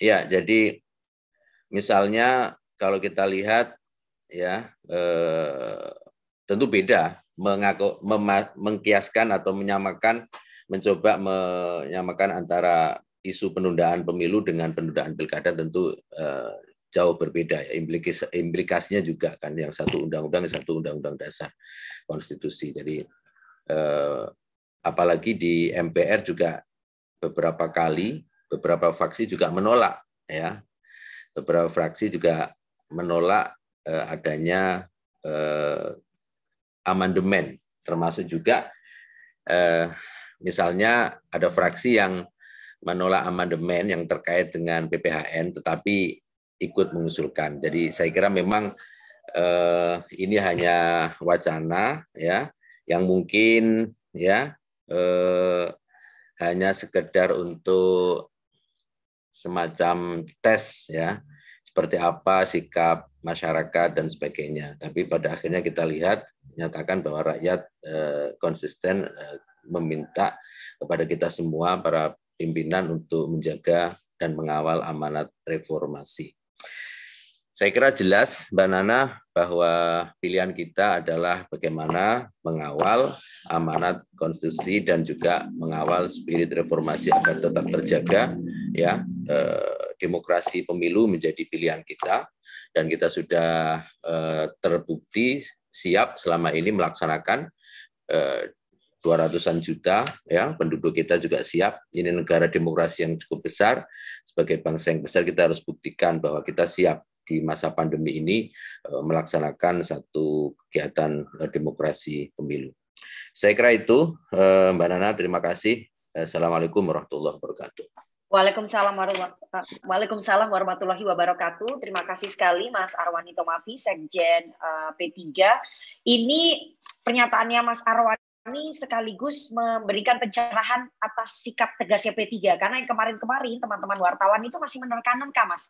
Sebetulnya sikapnya P3 itu bagaimana? Karena Mas Ahmad Badawi, Mas Awi itu statementnya agak menggantung, kemudian Pak Arsul Sani juga menegaskannya berbeda. Jadi kita hari ini mendapatkan pencerahan bahwa sikap P3 udah clear. Tadi Mas Arwani menyampaikan P3 memilih mengawal konstitusi dan mengawal semangat reformasi, spirit reformasinya ya, bahwa pemilu itu sesuai dengan asas demokrasi kita harus dilaksanakan 5 tahun. Dan hasil surveinya LSI menunjukkan masyarakat masih ingat akan semangat reformasi dan aturan konstitusi. Mas, ini dicatat loh Mas oleh banyak sekali wartawan. Jadi kalau nanti sikapnya berubah lagi di DPR, nanti tak kejar Mas Arwani. Ya. Nah ini nih satu-satunya pendukung pengusul, aduh, udah backgroundnya merah putih, saya mau nanya juga nggak enak, tapi saya harus tanya, Anda yang bertanggung jawab ini Mas Lukman, partai Anda ini, ketua umum Anda. Ampun. Oke, Mas Lukman, ini semua argumentasi yang disampaikan oleh ketua umum Anda terbantahkan oleh surveinya LSI, jadi PKB setelah ini apakah memang akan berubah sikap, karena ternyata hasil survei mayoritas menginginkan pemilu tetap digelar 2024 dan masyarakat yang suka, yang puas dengan kinerjanya Pak Jokowi juga tahu bahwa they love Pak Jokowi, but they have to let him go. Mereka harus membiarkan Pak Jokowi pergi dan mencari penggantinya. Ini berarti membantah apa yang disampaikan oleh Caimin soal big datanya dia yang 100 juta itu. Saya nggak tahu itu big datanya dari mana. Oke, silakan Mas Lukman. Saya udah berikan waktu Anda untuk membela pilihan ketua umum Anda yang mungkin bisa saja berubah. Silakan. Baik, terima kasih. Assalamualaikum warahmatullahi wabarakatuh. Sebelum saya lanjut, saya mau cek ke Mbak Rifana. Suara saya cukup jelas ya? Jelas, Mas. Jelas, Mas. Jelas. Baik, terima kasih ke teman-teman LSI, Mas Jayadianan dan kawan-kawan.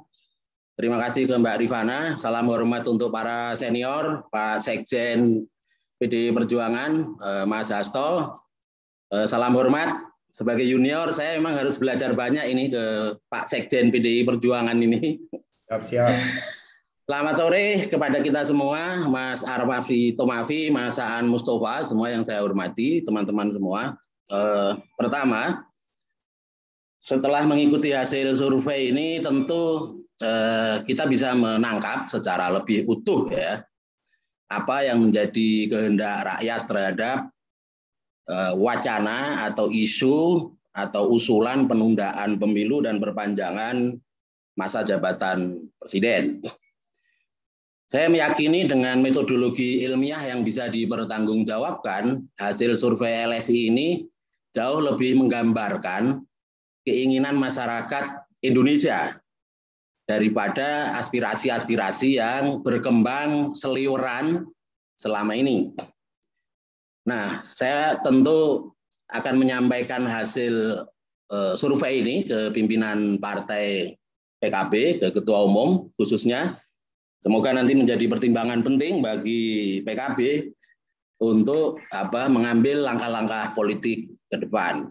Nah, yang kedua, saya merasa penting juga untuk meskipun sudah banyak media yang menyampaikan, tapi pada kesempatan ini mohon izin untuk memberikan gambaran bahwa terkait posisi PKB terhadap masalah penundaan pemilu 2024, seperti yang ditegaskan oleh Ketua Umum PKB, Pak Mohaimin Iskandar, merupakan murni sebagai ikhtiar menyampaikan aspirasi masyarakat yang diterima PKB, khususnya Ketua Umum. Sekedar informasi, Cak Imin dalam 3 bulan terakhir hampir menghabiskan seluruh waktunya keliling Indonesia, ketemu banyak kalangan dari Sabang sampai Merauke. Pasti banyak aspirasi, masukan, aduan yang diterima oleh Cak Imin. Mulai masalah penanganan pandemi, jumlah kemiskinan yang meningkat, banyaknya pekerja ter-PHK, pelaksanaan pendidikan di era pandemi yang dirasa kurang efektif, termasuk juga adanya aspirasi, titipan pesan dari beberapa kalangan untuk dipertimbangkan penundaan pemilu 2024. Nah, tentu Cak Imin sadar posisi PKB sebagai partai menengah bukanlah faktor determinan dalam konteks pengambilan keputusan yang sangat besar mengenai penundaan pemilu. Oleh karena itu, kita juga mengikuti Cak Imin sudah menyampaikan ke publik bahwa atas aspirasi, terutama yang berkait dengan penundaan pemilu, Cak Imin akan mengkomunikasikan itu ke pimpinan-pimpinan partai lain, terutama pimpinan partai koalisi dan juga ke Presiden Jokowi. Jadi teman-teman semua, kalau dalam perjalanannya itu setelah berkomunikasi dengan beberapa partai lain, ternyata juga Cak Imin tidak sendirian.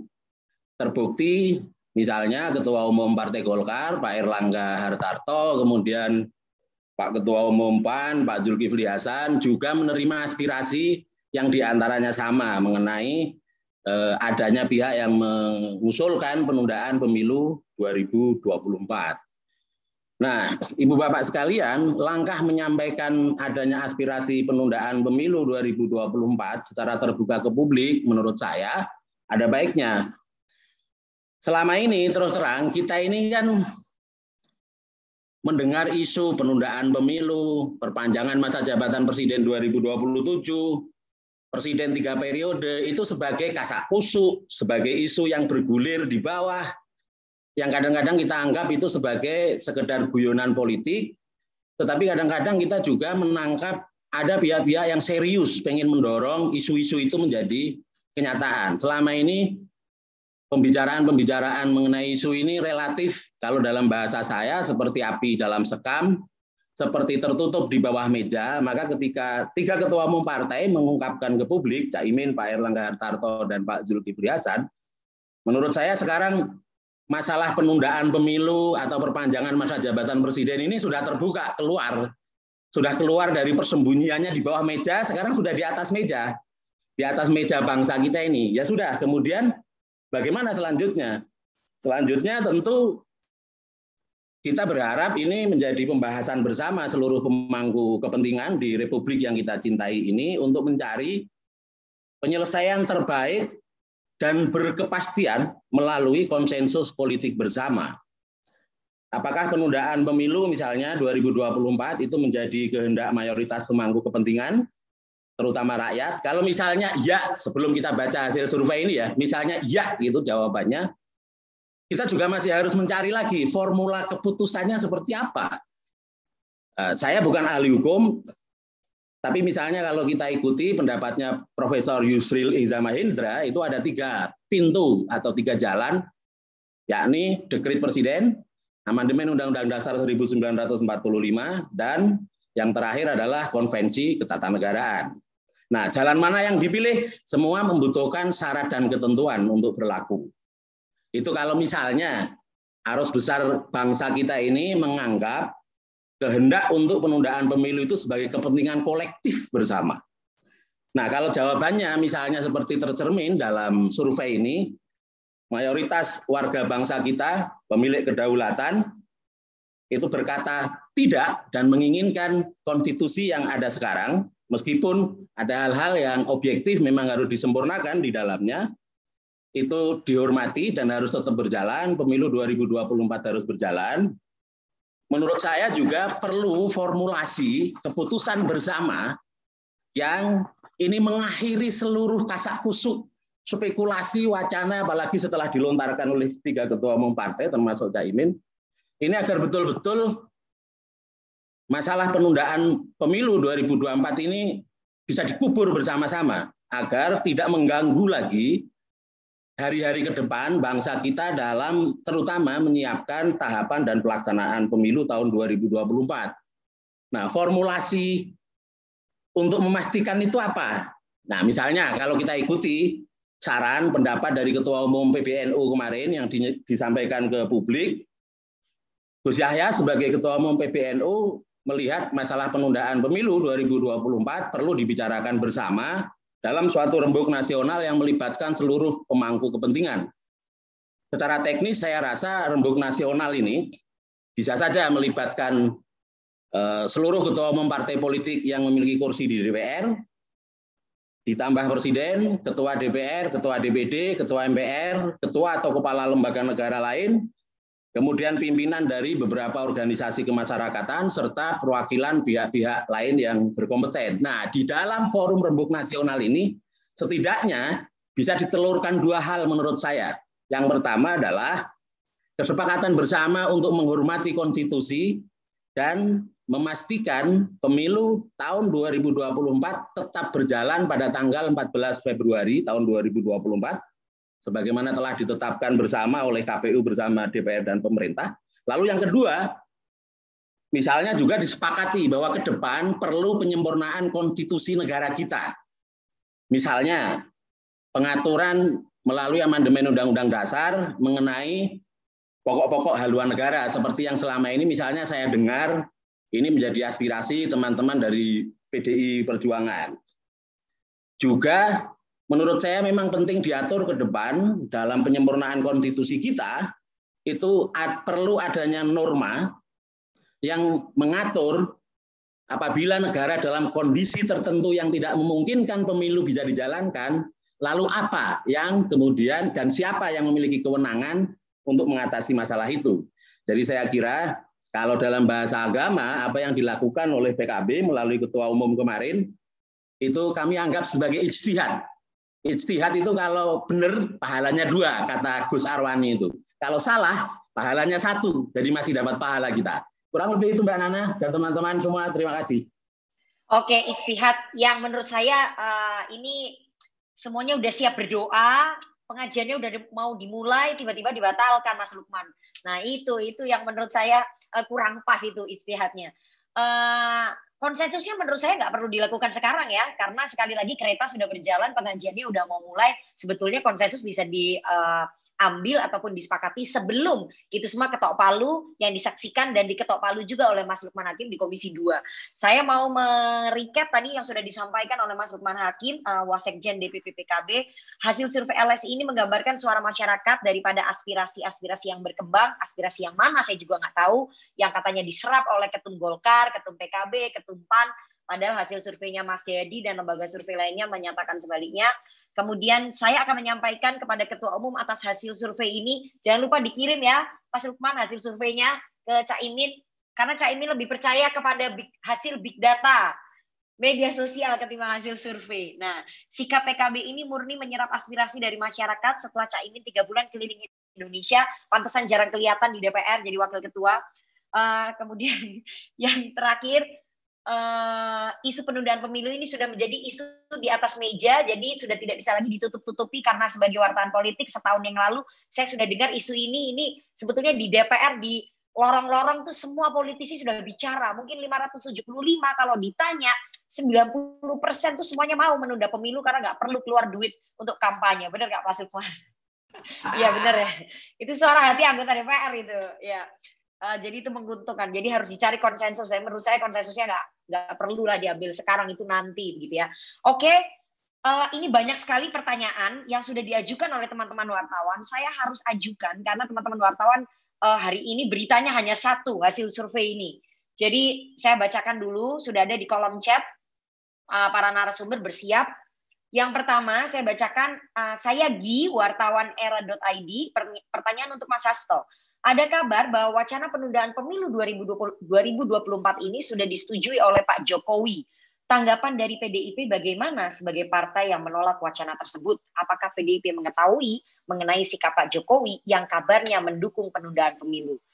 Oke, kemudian dari Tifal Kompas TV kepada Mas Jayadi, sempat beredar kabar Menko Marinvest Luhut Panjaitan terlibat dalam lingkaran wacana usul penundaan pemilu ini. Disebut-sebut pula usul ini sudah mendapatkan restu Jokowi. Dengan pernyataan Mas Hasto tadi bahwa Presiden tegas pada sikapnya cukup 2 periode, maka apa yang bisa Mas Jayadi tangkap dan analisa dari informasi tersebut? Ini informasi dari berita saya yang harus dianalisis oleh Mas Jayadi. Apakah mungkin Pak Jokowi tidak mengetahui gerak-gerik tingkah laku dari anak-anak buahnya yang mengklaim mencatut namanya? Itu harus dianalisis oleh Mas Jayadi. Kemudian Niko Kompas, cetak harian Kompas. Penolakan terhadap penundaan pemilu tinggi, apa dampaknya jika wacana itu tetap dilakukan? Karena kalau kita lihat dengan mayoritas suara di parlemen saat ini, semua bisa dilakukan. Apa dampaknya pula terhadap partai jika akhirnya konstitusi ini tetap ditabrak? Mungkin ini ke semua narasumber ya pertanyaannya. Yang terakhir kepada PDI Perjuangan, sebagai partai terbesar di parlemen sudah berulang kali menyampaikan statement tegas menolak penundaan pemilu. Nah, berkaitan dengan hal itu, bentuk real dari statement tegasnya seperti apa? Apakah DPP PDIP akan memberikan instruksi kepada fraksi PDIP untuk membuka komunikasi atau lobi-lobi ke partai yang pro penundaan pemilu seperti PAN, Golkar, dan juga PKB agar mereka membatalkan gagasan penundaan pemilu itu? Atau mungkin melobi parpol-parpol yang sejalan dengan PDIP untuk membendung parpol-parpol yang setuju dengan penundaan pemilu. Oke, tambahan dari Kompas TV ke Mas Lukman, dari Tifal Kompas TV ke Mas Lukman Hakim PKB. Mas Lukman, saya perlu penegasan dengan rilis survei hari ini, apakah PKB berubah pikiran untuk menolak wacana undur pemilu 2024? Lalu, kapan Cak Imin benar-benar akan bertemu Presiden untuk membahas hal tersebut? Saya aja yang jawab, udah ketemu. Makanya keluar pernyataan itu. Tapi nanti biar resminya dari Mas Lukman. Oke, saya berikan dulu waktu ke Mas Hasto, ke Mas Jay, nanti baru ke semua narasumber, baru ke Mas Lukman terakhir. Silakan. Kalau perlu tambahan, kalau perlu diulang lagi pertanyaannya, saya bacakan nanti. Silakan Mas Hasto. Baik, terima kasih Nana. Makin kritis saja nih Nana nih.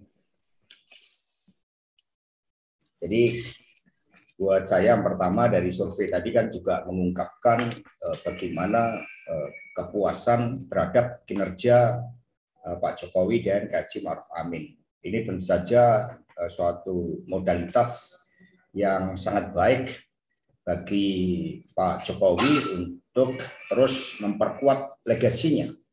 Karena sudah banyak sekali nih legasinya terkait dengan prestasi dalam atletik, penyelenggaraan Asian Games, kemudian penyelenggaraan PON di Papua, infrastruktur, luar biasa. Kepemimpinan Indonesia bagi dunia, keberanian di dalam membangun Indonesia yang berdaulat di bidang ekonomi, menghadapi tekanan-tekanan luar negeri. Pak Jokowi ini sangat kokoh. Sehingga karena prestasi Pak Jokowi yang begitu besar dan mengambil banyak langkah terobosan inilah yang kemudian memunculkan suatu ide-ide dari elit untuk kemudian, wah kalau gitu ini harus dilanjutkan. Kira-kira kan logikanya seperti itu. Jadi logika berdasarkan tingkat kepuasan. Ini menurut saya tetap hal yang positif, harus kita syukuri sebagai bangsa atas kepemimpinan dari Pak Jokowi yang dinilai berhasil dan memang membangun banyak terobosan, banyak legasi.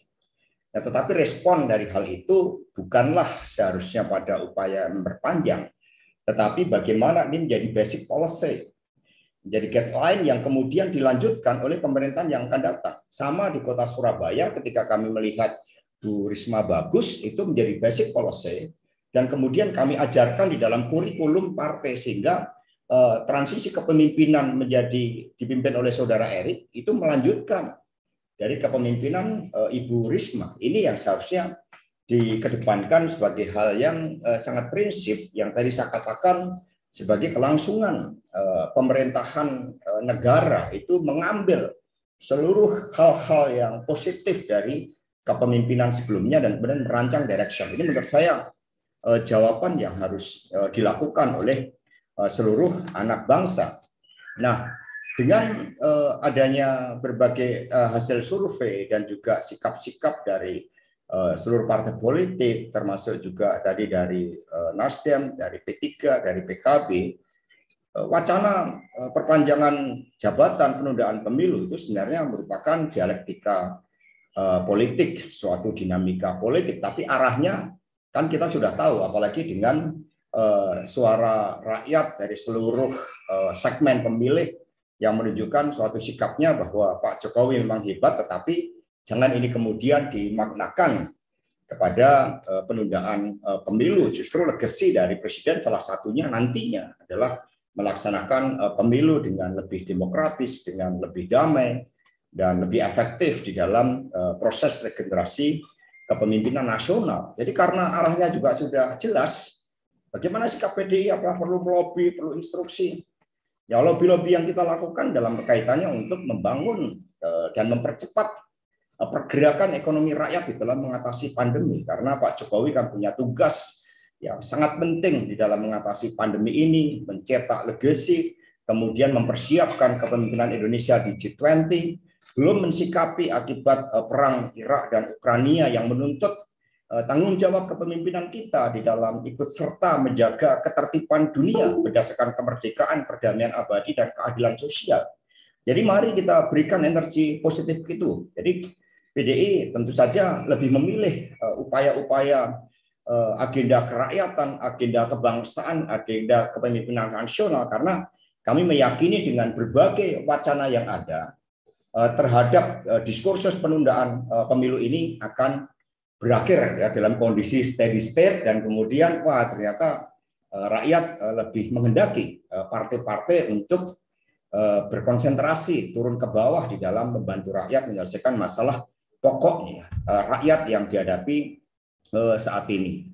Sehingga hal-hal yang dilakukan oleh PDI Perjuangan itu sebagai skala prioritas, karena kami meyakini isu ini minggu depan ya meskipun Nana menemukan temuan-temuan baru, tapi ini kira-kira sudah akan landai, kira-kira seperti itu, dan kita akan kembali lagi pada persoalan-persoalan pokok yang memang menjadi tanggung jawab seluruh praktek penyelenggaraan kekuasaan negara untuk secepatnya tadi mengangkat harapan rakyat agar masalah kesejahteraan itu bisa dilakukan. Itu saja yang akan dilakukan oleh PDI Perjuangan, dan sekali lagi ini adalah dinamika politik. Kami nggak ada persoalan dengan partai-partai politik, justru dengan ini menunjukkan bagaimana komunikasi politik itu harus terus ditingkatkan dalam koridor-koridor demokrasi berdasarkan konstitusi kita. Terima kasih. Oke, mantap. Jadi yang mau ikut pemilu, pemilu. Yang nggak mau ikut pemilu, ya udah nggak apa-apa. Nggak usah cetak apa-apa gitu ya, Mas ya. Kira-kira ya. Gitu ya, Mas. Kalau bisa di-recap. Nah, Mas Jayadi. Kesimpulan yang provokatif. Oke. Berbeda secara substantif. Oke. Mas Jay, ini harus dijawab. Karena teman Kompas TV yang nanya. Sebentar. Mas Jay, ini sempat beredar kabar Menko Marifest itu yang tadi harus dianalisis bagaimana.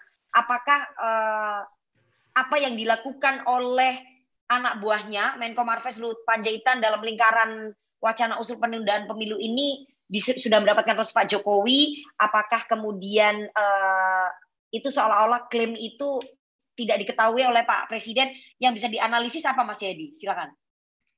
Oke, makasih. Sebelum jawab itu sedikit ya, saya apresiasi dan terima kasih pencerahan dari Mas Hasto ya, terutama bahwa kita memang harus teguh berpegang dan membangun konstitusi dan sistem. Kira-kira gitu saya kira yang saya tangkap dari pesan Mas Hasto itu.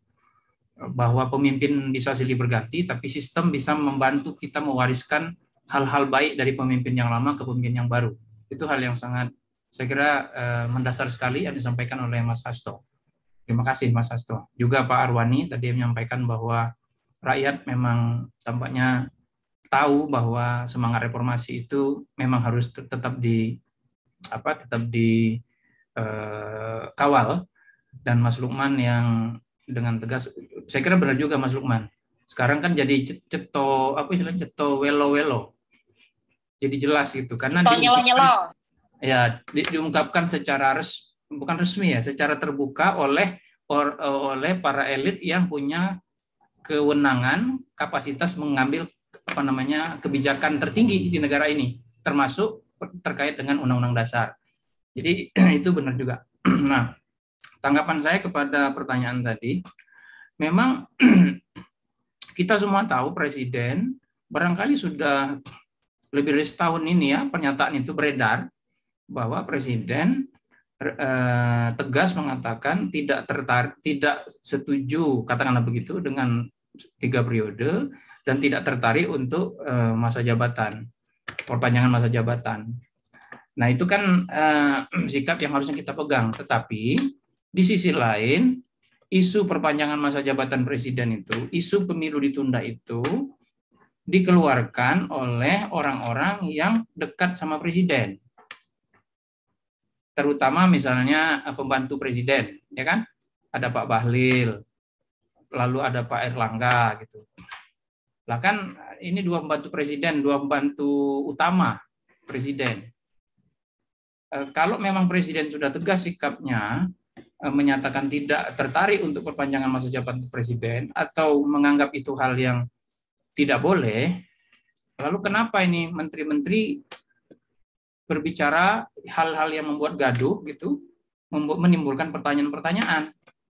Nah kan kalau dengan menghubungkan ditambah lagi ada partai-partai yang adalah anggota koalisinya Presiden, yang tanda kutip ya berada di bawah kontrol atau koordinasi Presiden, mereka secara terbuka menyatakan hal tersebut. Jadi kan ada 2 pernyataan, ada 2 fakta kontradiktif yang berhubungan satu sama lain yang tidak bisa kita pahami seharusnya kan? Kok di satu sisi tidak boleh, tidak tertarik, tidak setuju dengan 3 periode atau perpanjangan, tapi orang yang dekat dengan Presiden, orangnya Presiden bicara hal sebaliknya dan tidak ada konsekuensi terhadap orang-orang tersebut kan? Mereka tidak dihukum, mereka tidak diperingatkan, bahkan terkesan mereka melakukan upaya sistematis gitu untuk menyebarkan isu ini ke publik. Kan itu yang tertangkap oleh kita. Maka kalau itu tidak di-clearkan secara crystal clear oleh Presiden, itu menimbulkan spekulasi. Spekulasi seperti yang ditulis Nana itu, ya kan? Muncul apa sih sebetulnya sikap istana dalam hal ini Presiden apa sih sebetulnya peran istana, kan gitu. Muncul pertanyaan itu. Jadi sangat wajar kalau muncul spekulasi, jangan-jangan presiden sebetulnya setuju. Jangan-jangan kan? Tapi main apa namanya panggung buka panggung belakang, main panggung buka panggung belakang misalnya, kan bisa muncul spekulasi, tuduhan-tuduhan seperti itu, dan itu kan tidak baik karena presiden adalah pemegang kekuasaan eksekutif tertinggi di negeri ini yang diharapkan kepemimpinannya di segala bidang yang tingkat kinerjanya mendapatkan kepuasan tinggi dari masyarakat, gitu. Jadi maka menurut saya ya harus pertama para pembantu presiden atau orang-orang yang dekat dengan presiden, termasuk partai-partai politik, ya kalau memang presiden sikapnya seperti itu, maka mereka sebaiknya berhenti gitu. Atau mereka dengan tegas mengatakan, maksud saya berhenti itu bukan berhenti dari jabatan, berhenti ngurus isu ini, ya. Atau mereka menyatakan ini isu bukan dari presiden loh, dari saya sendiri. Boleh begitu, nggak apa-apa, gitu. Tegas-tegasan aja. Jadi itu yang bisa saya tangkap.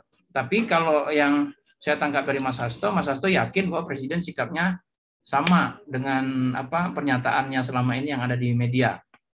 Tapi kalau isu ini terus berkembang dan upaya-upaya sistematis untuk memunculkan isu penundaan pemilu ini dari berbagai orang yang dekat dengan presiden tetap muncul, maka jangan heran kalau spekulasi atau pertanyaan-pertanyaan tentang apa peran istana itu akan terus muncul, dan itu tidak produktif bagi bangsa kita.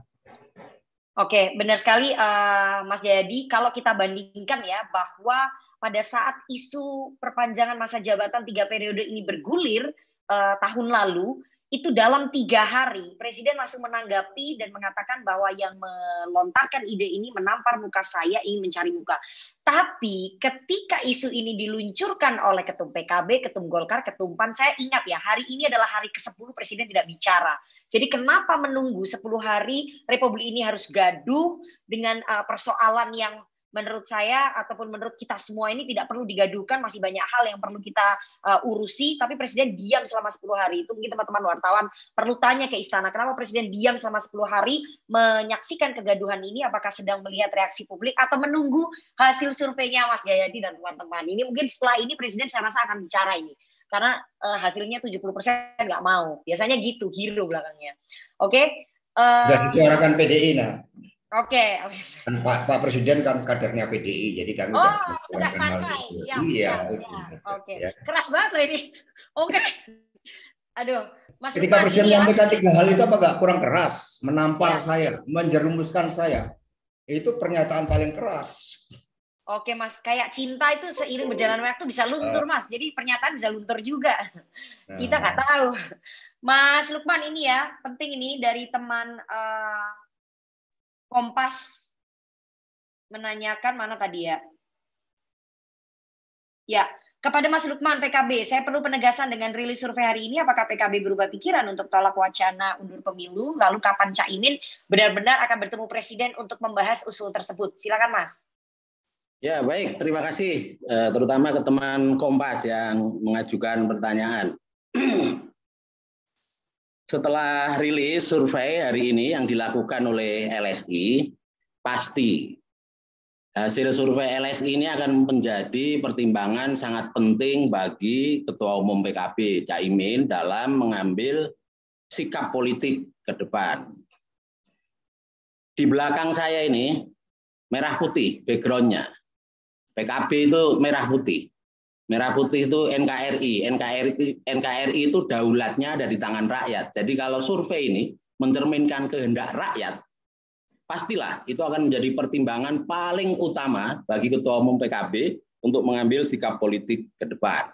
Yang kedua, PKB ini kan lahir dari satu kultur atau subkultur masyarakat Indonesia yang bernama kaum santri. Di masyarakat santri itu beredar kaidah yang kira-kira begini. Tasarruful imam ala ro'iyah manutun bil maslahah. Jadi kepemimpinan atas masyarakat itu bergantung sepenuhnya kepada kebaikan-kebaikan apa yang menjadi keyakinan masyarakat. Nah, saya yakin dengan 2 hal ini, satu hasil survei, satu cara berpikir dan eksistensi PKB di dalam negara merah putih ini itu akan membuat Ketua Umum PKB Cak Imin menghitung sikap politik ke depan. Kita tunggu saja nanti pernyataan resmi dari Ketua Umum PKB selanjutnya seperti apa. Nah, yang kedua, Nana, saya merasa gitu penting juga untuk meng-highlight dari apa yang saya nyatakan di depan yang terakhir, ditambah dengan tadi yang disampaikan Mas Jayadi, bahwa ada dua fakta yang kontradiktif. Satu, penegasan Presiden Jokowi berulang-ulang mengenai ketidakmauan gitu beliau untuk 3 periode, untuk perpanjangan masa jabatan, tetapi misalnya ada juga pembantu Presiden, Pak Bahlil, kemudian Pak Erlangga dalam kapasitas Ketua Umum juga tidak bisa lepas dari anggota kabinet, itu menyampaikan hal yang berbeda dengan sikap Presiden. Sementara setahu saya, fatsun politik etika dalam birokrasi, apalagi etika kepemerintahan kita, susah sekali seorang pembantu Presiden akan menyampaikan pernyataan-pernyataan yang pernyataan itu berpotensi memantik kegaduhan publik apabila tidak ada misalnya komunikasi terlebih dahulu ke Presiden. Hanya pembantu-pembantu Presiden yang ugal-ugalan saja yang berani melakukan kayak begitu itu. Nah, oleh karena ada dua fakta ini dan wacana penundaan pemilu juga sudah bergulir demikian kencang, menurut saya tetap perlu satu forum kolektif nasional yang mencerminkan pimpinan-pimpinan nasional kita, ketua umum partai semua bersama Presiden, bersama Ketua DPR dan yang lain-lain. Lalu dari sanalah suara kepastian itu disampaikan bahwa pemilu tetap akan berjalan tahun 2024 sebagai mandat konstitusi, tetapi misalnya untuk juga penyempurnaan konstitusi disepakati misalnya penyempurnaan konstitusi negara akan dilakukan oleh MPR hasil pemilu 2024 yang tadi saya bilang ada dua hal paling tidak. Satu mengenai perlunya PPHN atau GBHN dicantumkan di Undang-Undang Dasar kita. Yang kedua perlunya diatur ulang atau diatur norma apabila negara dalam keadaan tertentu sehingga pemilu tidak bisa berjalan. Itu terima kasih. Oke, ngeri ini menghubungkannya, mencapai titik konsensusnya udah dikasih caranya ini oleh Mas Lukman ini aduh, ngeri banget ini. Statementnya ini kalau didengar para pemimpin parpol, mereka langsung duduk bersama mencari titik temu konsensus. Karena dalam sejarah negara-negara yang menunda pemilu, itu memang tidak perlu mengubah undang-undang dasarnya, tapi semua ketua umum partainya hanya duduk bersama, kemudian mencapai konsensus yang sama ya Mas Jayadi ya, bahwa mereka mau menunda pemilu. Jadi jangan sampai dalam waktu dekat ketua umum partai itu duduk bersama, ya. Karena itu bisa berubah nanti sikapnya. Udah diketok palu di Komisi 2, jalanin aja itu keretanya. Ya Mas Lukman, oke. Ya, saya ada pertanyaan terakhir buat Mas Hasto dari teman Tempo. Ini teman Tempo menanyakan apa pesan Ibu Mega atas wacana penundaan pemilu ini, sikapnya bagaimana? Mungkin secara kristal clear bisa disampaikan Mas Hasto. Masih ada nggak ya? Mas Hasto? Ya, ada itu. Mas Hasto. Kayaknya udah live deh. Dia bilang ada 2:30 memang. Oke, tampaknya Mas Hasto tadi juga sudah izin ya karena beliau ada acara. Oke, saya beri kesempatan ini karena waktu kita sudah habis ya, tinggal sedikit. Saya kasih kesempatan untuk closing statement masing-masing narasumber. Kang Saan masih ada nggak ya? Halo. Oke, Kang, closing statement dari Nasdem terkait dengan hasil survei ini dan usulan penundaan pemilu seperti apa? Karena waktu kita sudah habis, sedikit saja Kang, nanti saya kasih kesempatan yang lain. Ya, kalau Nasdem sudah jelas ya, itu sudah langsung Ketua Umum yang menyampaikan bahwa Nasdem tetap ingin pemilu 2024 dan tidak setuju terkait dengan soal penundaan pemilu, dan Nasdem juga menghargai sikap partai-partai yang ingin melakukan penundaan. Jadi anggap aja itu bagian dari diskursus. Yang kedua, dari temuan hasil survei, tentu kita juga patut berbangga ya ketaatan publik terhadap konstitusi itu kan tinggi sekali. Jadi di satu sisi publik sangat mengapresiasi terhadap kinerja Pak Jokowi, di satu sisi juga publik taat terhadap konstitusi bahwa pemilu 5 tahunan sekali dan dilakukan secara periodik terkait dengan soal pembatasan masa jabatan presiden, itu publik taat terhadap itu. Dan menurut saya kesadaran berkonstitusi rakyat kita sudah sangat tinggi dan tentu ini harus kita apresiasi dan tentu ini menjadi modal kita untuk membangun demokrasi kita yang lebih maju lagi ke depan. Itu aja yang ingin sampaikan. Oke, silahkan Mas Arwani dulu, nanti baru Mas Lukman dan Mas Jayadi. Ya, terima kasih. Jadi kita bisa lihat ya, hukum awal kita atau kebiasaan kita ini semua dibolehkan kecuali yang dilarang, kira-kira begitu. Termasuk yang baik ya, alasan karena kita puas atau karena kinerja yang baik itu dilanjutkan, itu korelasinya sekarang tidak menemukan itu. Kalau kita lihat sejarahnya dulu, saya memang tertarik pada bagaimana amanat reformasi dalam konstitusi ini muncul gitu ya. Dulu 1997 itu seorang Harmoko itu juga tidak hanya didukung oleh 1-2 kelompok, tapi mayoritas pada saat itu menyampaikan bagaimana kepemimpinan yang memuaskan dan sebagainya. Tapi setahun kurang dari itu, di 1998 justru terjadi hal yang sebaliknya.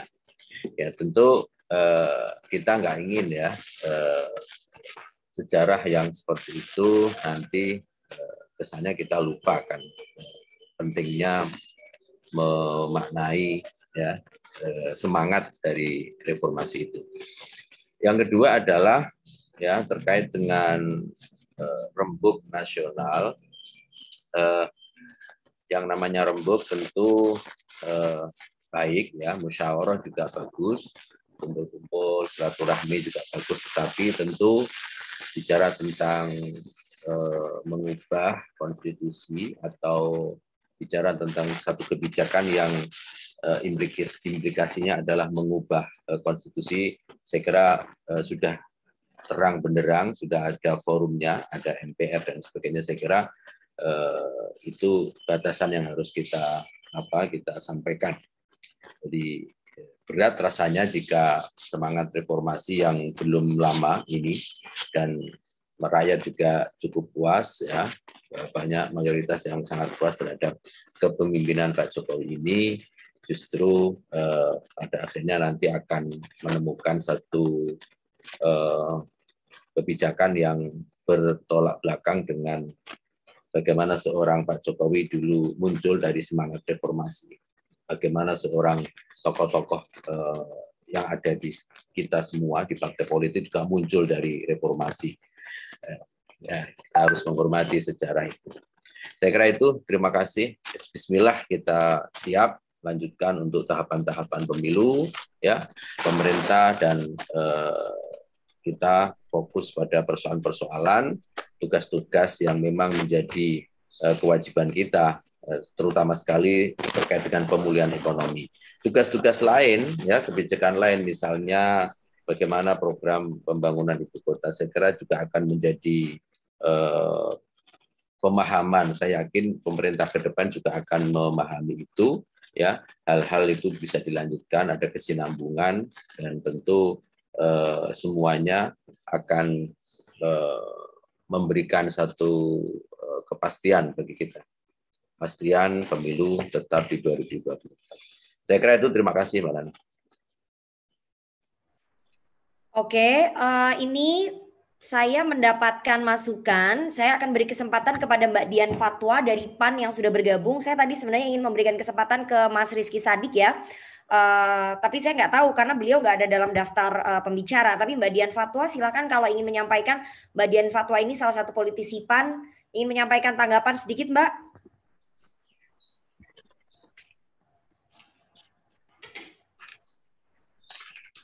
Mbak Dian Fatwa.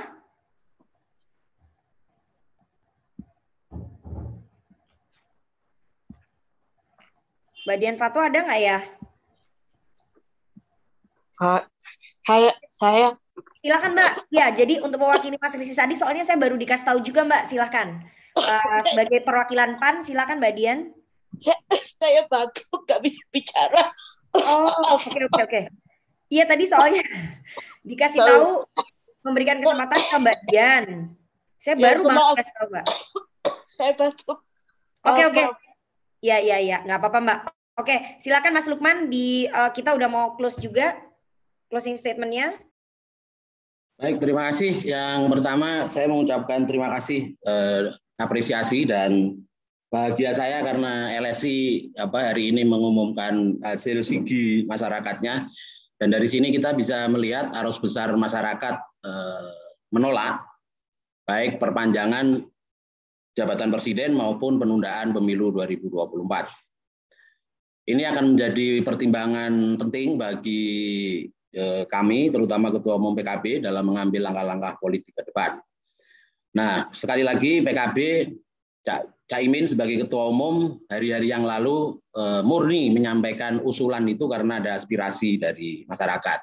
Tercermin juga dalam survei ini, meskipun jumlahnya sedikit, masyarakat memang sebagian ada yang menghendaki perpanjangan masa jabatan presiden atau penundaan pemilu. Nah, selanjutnya tentu arus besar masyarakat inilah yang akan menjadi pertimbangan PKB ke depan. Bagi PKB, pemilu diundur atau ditunda ataupun pemilu tetap 2024, PKB siap bersama-sama seluruh teman-teman partai lain bersama masyarakat untuk menjalaninya. PKB dalam kondisi mesin yang sekarang sudah panas bergerak, jadi no problem dengan pelaksanaan pemilu 2024. Nah, oleh karena itu penting juga karena tadi tidak disinggung sama sekali, salah satu isu yang dikembangkan untuk penundaan pemilu adalah ketidaktersediaan anggaran negara yang cukup.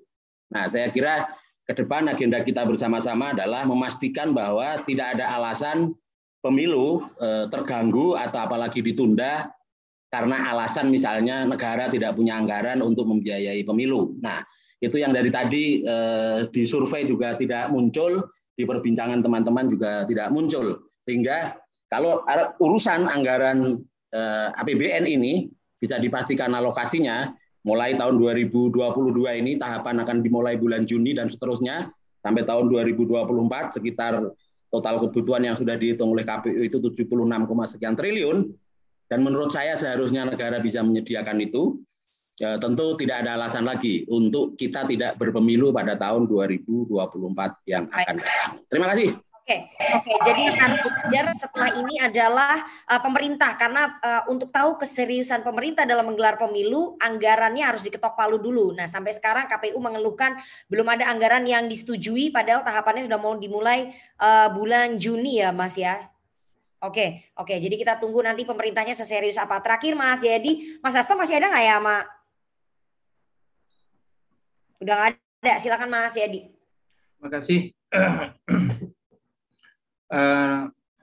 Jadi LSI melakukan survei ini untuk sedapat mungkin memberi masukan, memberikan data, informasi kepada publik dan terutama kepada para pengambil kebijakan ya untuk